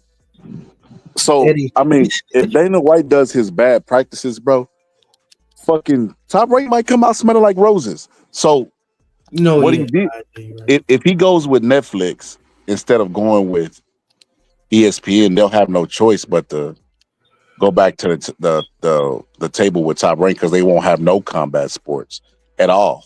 Zilch, you know. So they'll be forced to either go to Al Hain, one of these boxing promoters, Eddie Hearns, somebody to get these fucking combat sports to have some form of combat sports on ESPN, because that's what it built this network up off of any goddamn way, was combat sports. So they'll need something. So if Dana White snakes them and goes with the Netflix deal, like, you know, like I think that he will, because like he released it out of nowhere and he was like, you know, he's tired of ESPN and he might not renew with them because he's tired of his UFC fights buffering. And it's like, bro, so your alternative to UFC fights buffering on ESPN is to go to Netflix, where the Mike Tyson fight and Jake Paul had so many views that it buffered as well. Like, if your problem is buffering, Netflix is not the place where they haven't had a successful combat card. So Yeah, why would you go to them? Yeah, that was free of problems. Yeah, so it's like, yeah, bro, just say your true intentions, bro. I don't know why people try to like. People have worked up a villain aura and a villain swag, but still don't want to be a villain. Like, bro, just say, hey, man, I'm gonna go with Netflix to make more money. Nobody would judge you for that. Like, we all want to make more money. That's why fucking people go over and convert to being a Muslim for Turkey, you know? So nobody would judge you for that, but just be honest about it. But like, I hope that it does happen that way. I hope he does go to Netflix and that boxing stays on ESPN, you know? That'll be good for us, bro. That'll be good for the sake of boxing. What did I do? You think so? So, oh yeah, absolutely. We gotta stay on ESPN. Now look, I don't like boxing on ESPN. I'm gonna just be honest with you. I think they're too strict. They don't let you screen record. They don't even let you screenshot, which is fucking weird to me. Because a lot of times they'll put up a list or something, and I want to react to the list, and I can't even screenshot it. And I'm like, bro, what the fuck? They don't have good replay value. So like, I'm like, bro, I could do replays on the streams. I could screenshot on the screen. I could screen record on the streams, and I couldn't even do this because they have the piracy shit up. I can't even pull up the ESPN app on my phone and then in the background play StreamYard so I could commentate the fight. I can't even do that from the ESPN app. I could do that from the apps that they're targeting. That's another thing Turkey's doing, bro, that we're not talking about. They're fucking up the sport, you know, believe it or not, by getting rid of pirating, bro.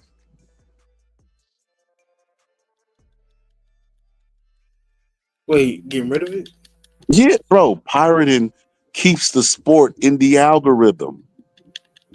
If Tank Davis versus Lamont, like the people that didn't pirate the fight was not able to watch the fight whatsoever, how the fuck will we know what we was reacting to? I mean, the entire YouTube community, nobody would know. There wouldn't be a consensus on Tank took a knee and quit.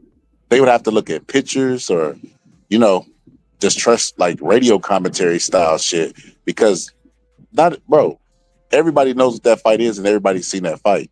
The pay-per-view numbers will suggest that not everybody bought that fight. But if you look in the algorithm, Tank's name is really, really heavy. It's circulating. You know, I was telling somebody this the other day. Fighters will never admit, but they need YouTubers, believe it or not, because boxing lives on YouTube.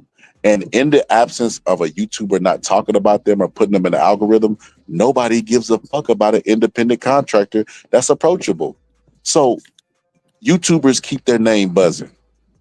YouTubers are the equivalent of DJs with rappers and keeping them in rotation. They'll never say that, but that's the reality of the situation. Content creators keep people talking about fighters. Like T.O., if it wasn't for T.O. and his antics and stuff like that, bro, T.O. ain't been in the ring in a long time. Nobody would even be talking about T.O., bro. So yeah, these content creators, they're really important to boxing. This is why I always stress for them to actually know the sport that they're talking about, because people are going to look to them like experts, you know, in a sense. But yes, they absolutely need YouTube content creators. He said, I don't care if I'm wrong, just here for the boxing. He said, growing pains, I think the zone had buffering issues in the start, but for me, no more issues. He said, ESPN always disrespects boxing. Good riddance. Yeah, I'm not the biggest component of ESPN. I'm not gonna lie. Like I do want it to stay on the network because there are people that are invested into it. You know, more eyes, more people, the more conversations, the more boxing stays. You know what I mean? In the forefronts of people's brains and stuff like that. You know, so yeah, I think that ESPN doesn't hurt, but for what I do, it's not conducive. But them cracking down on pirating to me is the stupidest thing in the world. Especially when His Excellency will go and share the fight right after on his YouTube. So he shares the fight on his YouTube for everybody to go look at, but they're trying to crack down on pirated Steam so you can't see it live. Like what the fuck? Like that's ass backwards. But you know, hey, what do I know? I guarantee this. I guarantee I would not if I had to pay for every fight when I was like 21 years old, 20 years old, 19 years old, and I wasn't making a lot of money. Boxing would have broke me, bro, in a fucking year. Like I wouldn't have been able to. There would have been some fights I would have just absolutely had no budget for, and like would have had to go without watching. Because we already did the math. We're gonna have to sit down one day and do real math. We're gonna have to Google every pay-per-view that happened. We should do this, bro. Go to 2024 and Google all the boxing pay-per-view events. Because it won't be that hard to do. Because when it's on pay-per-view, it's kind of like documented more. And then we do a calculator and add up how much money you would have spent that year just from purchasing every single pay-per-view. And then just be like, show the fans this and be like it's not a flex to say that you bought a pay-per-view, you know, that you're gonna outfan somebody, you know, hey man, I'm buying all the pay-per-views. It's not a flex, bro. Especially when they're not giving you the product that you say that you want. They're giving you whatever the fuck they can give you, you know, and telling you, hey, we're gonna hide behind this paywall and you're gonna pay us. And if you don't, you're not a real friend. And that's stupid as shit. And fans will take that narrative and run with it. You're not a real fan. When the last time you paid for a pay-per-view? Oh, that's what it takes? Not actually understanding the sport that you're watching, but paying for a pay-per-view. What's the difference between you and a casual? Casuals will pay casually. You know, so the times that they pay, they're on par with you. They're a real boxer fan. Just stupid criteria. But yeah, man. I think that they're fucking up the game, bro, by getting rid of illegal streams and cracking down on them. And like I said, if they're not going to keep the same energy when it comes to Turkey, him showing his YouTube, then, you know, just let people pirate, bro. I get it. It sounds silly. Let people pirate. But when you have an event that you're supposed to pay for, the people who want that product are going to support it because they want to show you that they support it. So they're gonna pay. It's gonna do good. It should do good numbers theoretically because you can't get rid of streams. Dana White couldn't fucking do it with UFC. I remember there was a time where Justin Bieber was asking for the stream on X, bro, and Dana White tweeted him. It's like, nah, bro, can't be out there asking for that legal stream. Bro, publicly? Yeah, he asked for it publicly. That's crazy, man. People can't be doing that, man. People are idiots. And he's rich too, bro. That's the crazy part about it. That's true. People gotta also like be discreet about what they're doing, man. They can't be sharing. Especially if you're famous, bro. Bro, Dana White could have easily hit Justin Bieber with a lawsuit for that. Yeah. But you also want to you want to have people go to these places. You don't want to have too much promotion about I know where to go. Let me say it out publicly online while the camera's recording instead of just sending it, privately or whatever, man. That's how I see it.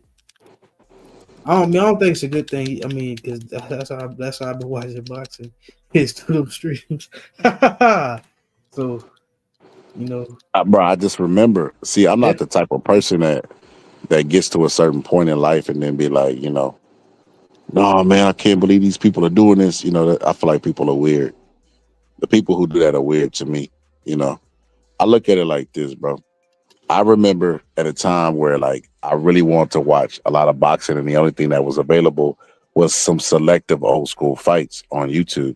But like live, I would always miss it. Like I miss Roy Jones Trinidad live, and I remember just typing on YouTube Roy Jones Trinidad, like trying to get some type of person to put it up before they got flagged. And even when I did watch the fights, it was probably like, 4 hours after, or, you know what I mean? Something like that. YouTube, they spoiled now. Even if they don't watch it live, they could just keep hitting the refresh button and eventually somebody will post that motherfucker. It wasn't always the case like that. I missed Rampage Jackson versus Rashad Evans. I didn't get to see that fight until 2 days later, bro, for the same reason, bro. So, I understand what that means, but I really love the sport. Now, suppose I'd have just been like, I can't watch none of the fights live. Fuck the sport. Like, we wouldn't be right here where we are now. So I just understand that. I'm like, I've been blessed with a good memory, so I think that they're making a mistake by putting everything behind the fucking paywall and forcing people to buy, and then have the people arguing with the people who ain't buying that you're not a real fan because you ain't buying. Like, bro, how about this? How about I'm the true fan by making a boycott? Meanwhile, you still support these whack ass cards where the best don't fight the best. So if anything, you're the real casual. Maybe you should start pirating. If everybody start pirating, and they start losing money, then they're gonna have to conform to what we want. Just an idea.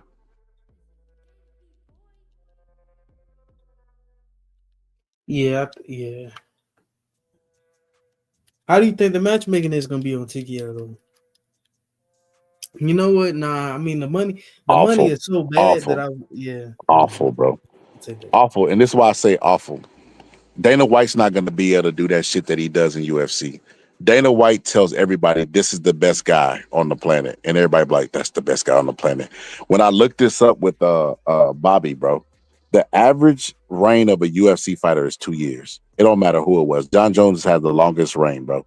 But even his had 2 years and then inconsistency, steroids, and then like another reign.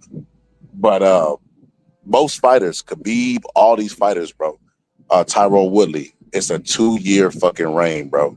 And after those 2 years, they end up getting stretched, knocked out, or retired. And I surmise from those 2 years, what happens is that Dana White builds them telling everybody that they're the best for those 2 years, and then they ask for more money. And then that's whenever Dana White matches them tough and gets them taken out of fucking UFC, bro. So he can do the same thing with the next guy, out with the old, in with the new, promote that guy for another 2 years, and then just keep the cycle going. Because, like, it's not a coincidence that these fighters are having 2-year reigns, bro. 2-year reigns, and then they end up getting their ass knocked out, beat up, or whatever the case may be. It's like, yeah, Dana knows what he's doing with this machine. And then he said he wanted to bring in AI ranking systems for UFC. Like, wait a minute, if the best are fighting the best in UFC, why would you need an AI ranking system? That's what I said. That dude's just crazy, bro. If you listen to what he actually says instead of what he says out of promotion, you realize he's a crazy guy, but he understands his fan base is gonna believe whatever the fuck he tells them. His fan base is so brainwashed, bro. They were out there trying to tell us that Ronda Rousey was an attractive woman.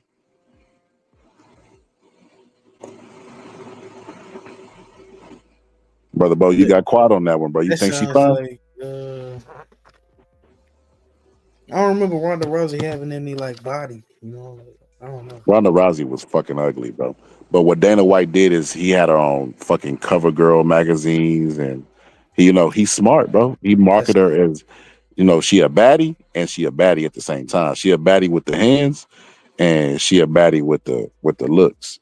And people was real life talking about how beautiful and gorgeous Ronda Rousey was, but that was Uncle Dana, bro, and that promotional team that they got, that machine they got over there. People talk about the machine that Drake got. That UFC machine is crazy work, bro. Nothing like it, bro. Like, nothing like it, bro. They're great at promoting, have all the right connects, but like I said, Dana White's good at promotion, bro. So this is what he's gonna do with TKO if it is successful. He's gonna get no-name fighters. He's gonna do maybe an Ultimate Fighter type, shit. Might even throw a UFC person inside the house to build up some controversy. Like, oh man, they got Kimbo Slice in the house. Of course, you can't do that because Kimbo passed away. But I'm just talking about from the freak show element. If they had Conor McGregor as one of the coaches on a boxing Ultimate Fighter type shit, that shit would do hella fucking numbers, right? So he's gonna do something like that. Then he's gonna have these mediocre ass fucking fighters fight, and he's gonna pretend like they're the best in the world, and then they're gonna have a 2-year reign, and then he's gonna try to start pumping money behind them, get them out, and then get the other. He's gonna do exactly what he did. He literally said this in the interview. He said, "I'm gonna do what I did with the UFC." He literally said it word for word, bro, and he's gonna do that, bro. He's gonna do exactly what he did at the UFC. Underpay these fighters, get them to fight for fucking pennies. But the reason why I don't think it's sustainable is because fighters already got a taste of making a lot of money, and fighters are already established with the ranking system that he doesn't have anything to do with. It's gonna be pretty hard for him to come in and implement the UFC strategy, but we shall see. I think it's gonna be really difficult, especially because boxing fans ain't gonna buy that shit. He can't come in and do what Pro Box is doing, because Lamont Roach was on Pro Box. Make no mistake about it, right? Yeah, But when he was on Pro Box wasn't marketing him as the best fighter to ever live.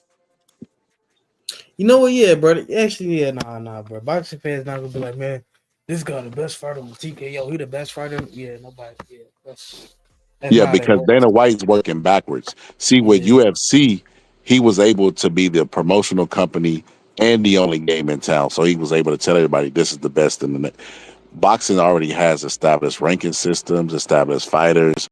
They're the closest thing to free market capitalism that there's ever going to be. So it's going to be a little hard for Dana to do it. I don't think he's going to be successful without me not wishing him to be successful.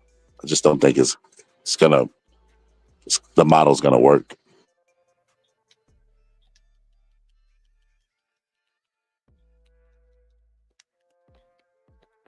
But if I'm wrong, boxing's gone. So I'll see y'all next leap year. I think be good. Honestly, I think because there's no way. Looking at the pay, a fighter that's coming off the streets, right? They ain't got no image or pedigree. They might join TKO, but I think that whenever they start getting up, after they get a certain level of experience, they'll probably end up leaving TKO and try to go to a different. But that's where the conflict is gonna lie, because Dana White's not known. He doesn't practice free market capitalism.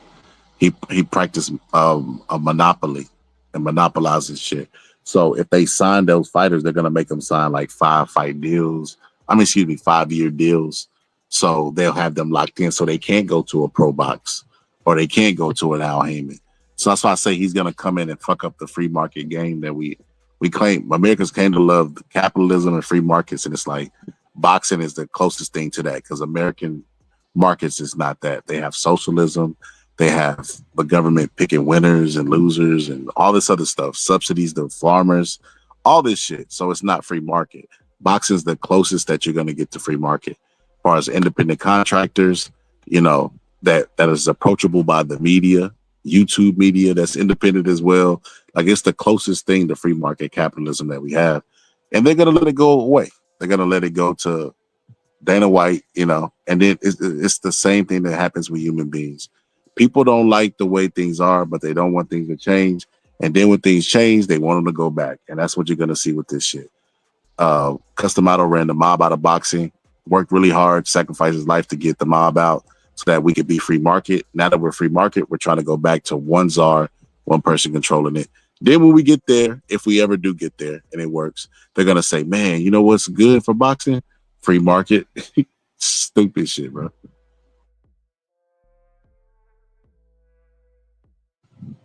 Dumb shit, bro. But yeah, man, I digress, man. You got final thoughts, bro. Let me get up out of here for real, bro. Because I'm gonna try to come back. Like I said, we got that episode to do Friday with the top tier list. I'm gonna give you some names to put on the top tier list, greatest trainers of all time. Make sure, bro, when you get off of here, to go and like my video. And if you can, text it to your friends that you know and tell them to smash the like button as well. But it's going to be a breakdown of Roberto Durant. I really don't like doing these breakdowns, bro. I was going to show it on here, but if I show it on here, the people that are hate watching won't watch the actual video to hate on it. And I want to get their watch hours. I want to get them time out of their life they're never going to get back. And why not double the time? Double it on my live and then double it on my short versus just showing it on here and they be like, I ain't going to watch the short because I already seen what it's about. No. I want y'all to see how fucking great I am and You know what I mean? Look at that toolbox I got, because I guarantee you ain't got the shit I got in my toolbox. See, it's definitely a difference between the genius of all genius, master of all fucking masters, and everybody else. But yeah, it's a Roberto Durant video working with Canelo, and I went back to the fight and showed it. But it's just, what's crazy, bro? There are channels out there that compare themselves to me, bro. And look, I'm not, humble by no stretch of the means, but I'm also realistic, bro. They don't even do what I do, bro. They don't sound how I sound on the breakdowns. You know what I mean? On the live commentary, you put them on live commentary, they're either on one way. They're the quiet, looking for reverse steps and C steps and crazy shit, shield guards and stupid shit like that. Or they're just like radio style, like Ali comes out and hits him with the left. Oh no, he backs up. Joe Frazier comes back with the right. Like they're not breaking down boxing while it's happening. Like, oh, this is the pace of the fight. Oh, he's changed the pace of the fight. Oh, he's really trying this. I heard his corner say that. They're not giving it to, bro. We're not even in the same realm, bro. Even when I do politics, I do a presentation, give my opinion, and then open up the panel. I think there's a big gap between what I do and what other people do, bro. As far as the boxing shit, and then on the political side as well. Because I do basically politics and boxing. I really do current events and pop culture. Because I'm just not that interested in it, Even though it's a part of my life, I got to be in the mood for it, And if the conversation goes there, it goes there, because we kind of lean there, sometimes. But man, this shit is. Watch this video, but watch this video and just be like, yeah, bro, it's not even close, bro. The level of disrespect, bro.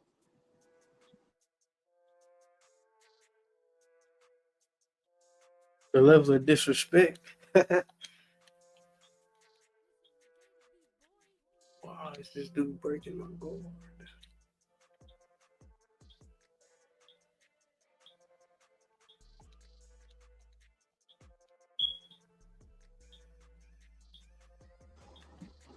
But yeah, bro, I'm finna drop it as soon as we get off of here, bro. Yeah, make sure y'all check it out. I'll put it on the community tab as well. Cold ass breakdown with Roberto Durant, bro. Bro, I dropped it earlier, bro, and nobody wants to premiere because they wasn't used to my shit premiering at that time, and then other people was live.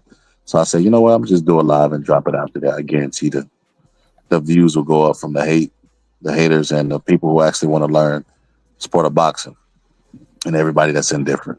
Some people just love what I do. They don't even like boxing, so got those people as well. So we'll see, bro. We'll see. Just check it out, bro. Text me and tell me what you think about it, bro. It's not that long, but it's definitely high quality, bro. What you saying, Water Boy? Now, that's high quality H2O. That's what that shit is, bro. High quality H2O. High quality H2O. But all right, bro. You got any final thoughts before we get up out of here? No, I do want to hear your thoughts on whatchamacallit though. Well, who? What were your thoughts on Crawford specifically? I think he's playing high stakes chess, and I mean I get it. If he wins, because he said it, he's not supposed to beat Canelo, so he's aware. If Canelo beats him, he was supposed to beat him. But if he beats Canelo, he understands that, that propels him into boxing as maybe the greatest of all time. You can make a case for the argument if he retires, but it don't sound like he's going to retire after that. But he's making a case for himself. So I get it. Get Canelo to do the heavy lifting. You just got to win one fight and you get all the belts, versus going to 54, which is the most competitive division in boxing, and then have to do a whole bunch of heavy lifting.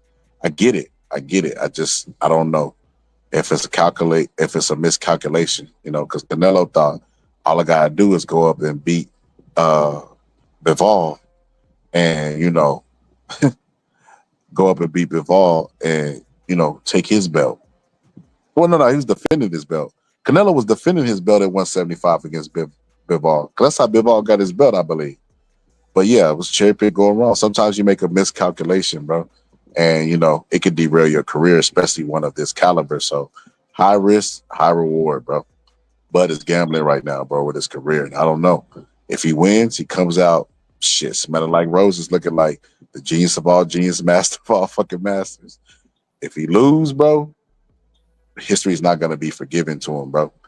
He gonna be on a meme. Like Roy Jones is such a great fighter. He's probably top 6 all time. You know, that's another one I forgot a while ago when I was mentioning the greats. You know, but people don't look at him like that. They look at Roy Jones as a guy that stayed around too long. Like I stretched. He wasn't around when memes was around, but he would have been a meme if he would have got stretched in today's time. So people look at Roy career disrespectfully, and they shouldn't because he's such a great fighter. You know, I don't want to see that happen to Bud, but hey, it's his career. I can't protect this man from another grown ass man. Do what you do, Bud.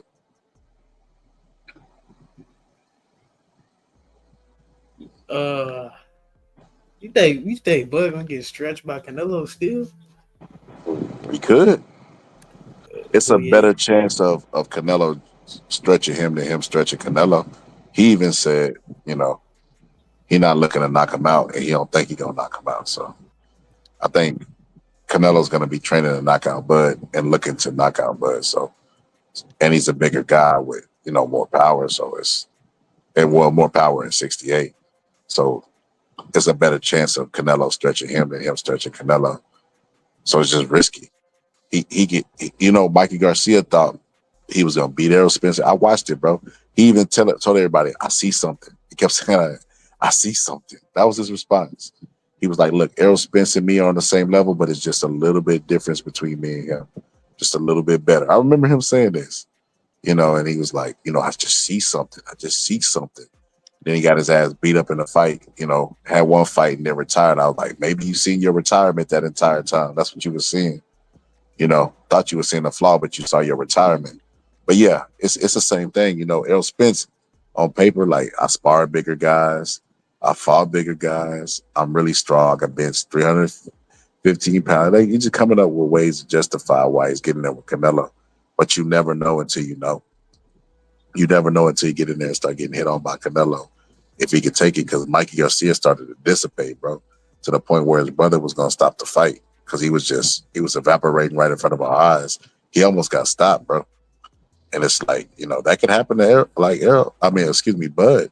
Mikey Garcia was never the same after Errol Spence beat his ass.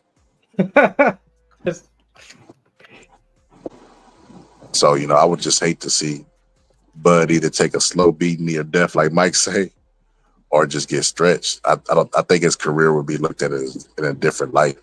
Like the trajectory that it's in now, people are saying he's better than Floyd, he's undisputed. If he gets stretched, bro, they're gonna stop all those type of talks, and they're gonna start making fun of Bud, you know. And I don't want to see Bud be on the other side of that, especially when I feel like he's boxed his entire career, you know, and not been given his just dues, and he's finally getting them. You know, I don't want to see him get stretched by Canelo, but like I said, it's his career, bro. His name gonna be on the signatures, not the scholars. So, you know, it is what it is. I will say this, you know, I wanted to say this before I got off.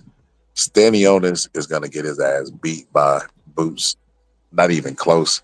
And this is why I say, even when I watch boxing breakdown channels, bro, they're hilarious to me because they never break down the fight. They never break. What's up? Oh, no. Side note, bro. Well, you know, I interrupt you.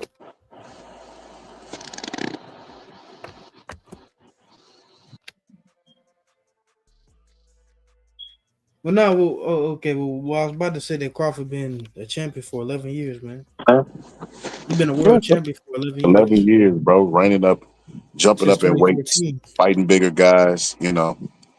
So I get why he would think he was going to get in there and kick some ass. But, you know, it's different, bro. But they had a belt for 11 years, but that's crazy. That's what I'm trying to say. Bro, if Crawford was to, he already got a belt that he could have vacated 54.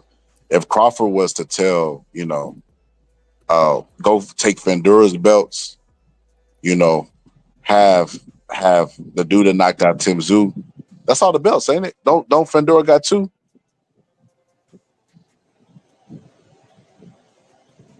Yeah, I think that's it. I think it's Crawford, Fandora, and that dude that beat Tim Tszyu got all the belts at that weight class. Yeah. Fandora got 2 of them. That's what I'm saying, bro. Bro, Fandora would be an easy fight for Crawford, bro. I agree. Yeah, he's trying to make that fight. Bro, go beat Fandora's ass, and then you only got 1 belt to go. That fight will be tough, but less tough than Canelo.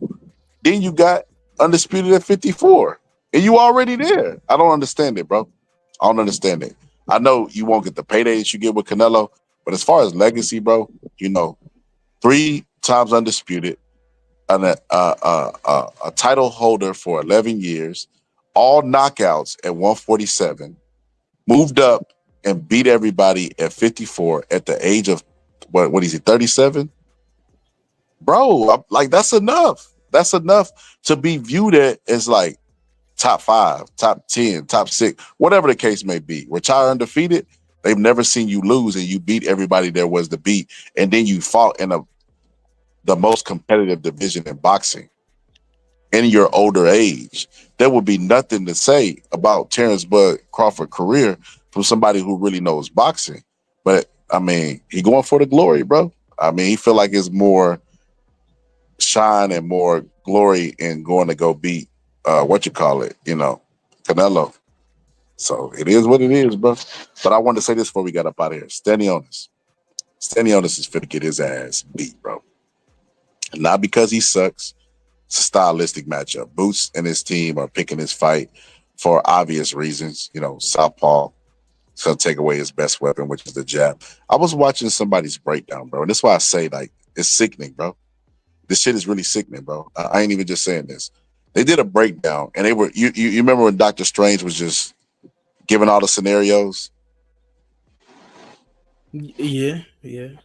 That's essentially what they were doing. Just giving all the scenarios, bro. They were like, or this could happen, or this could happen. They didn't pick anybody.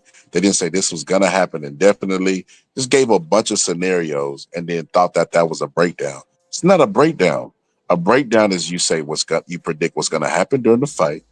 You give the strengths and the weaknesses of a fighter and what you think will happen and who would exploit what. That's essentially how breakdowns have went down since fucking HBO, ESPN, or whatever, bro.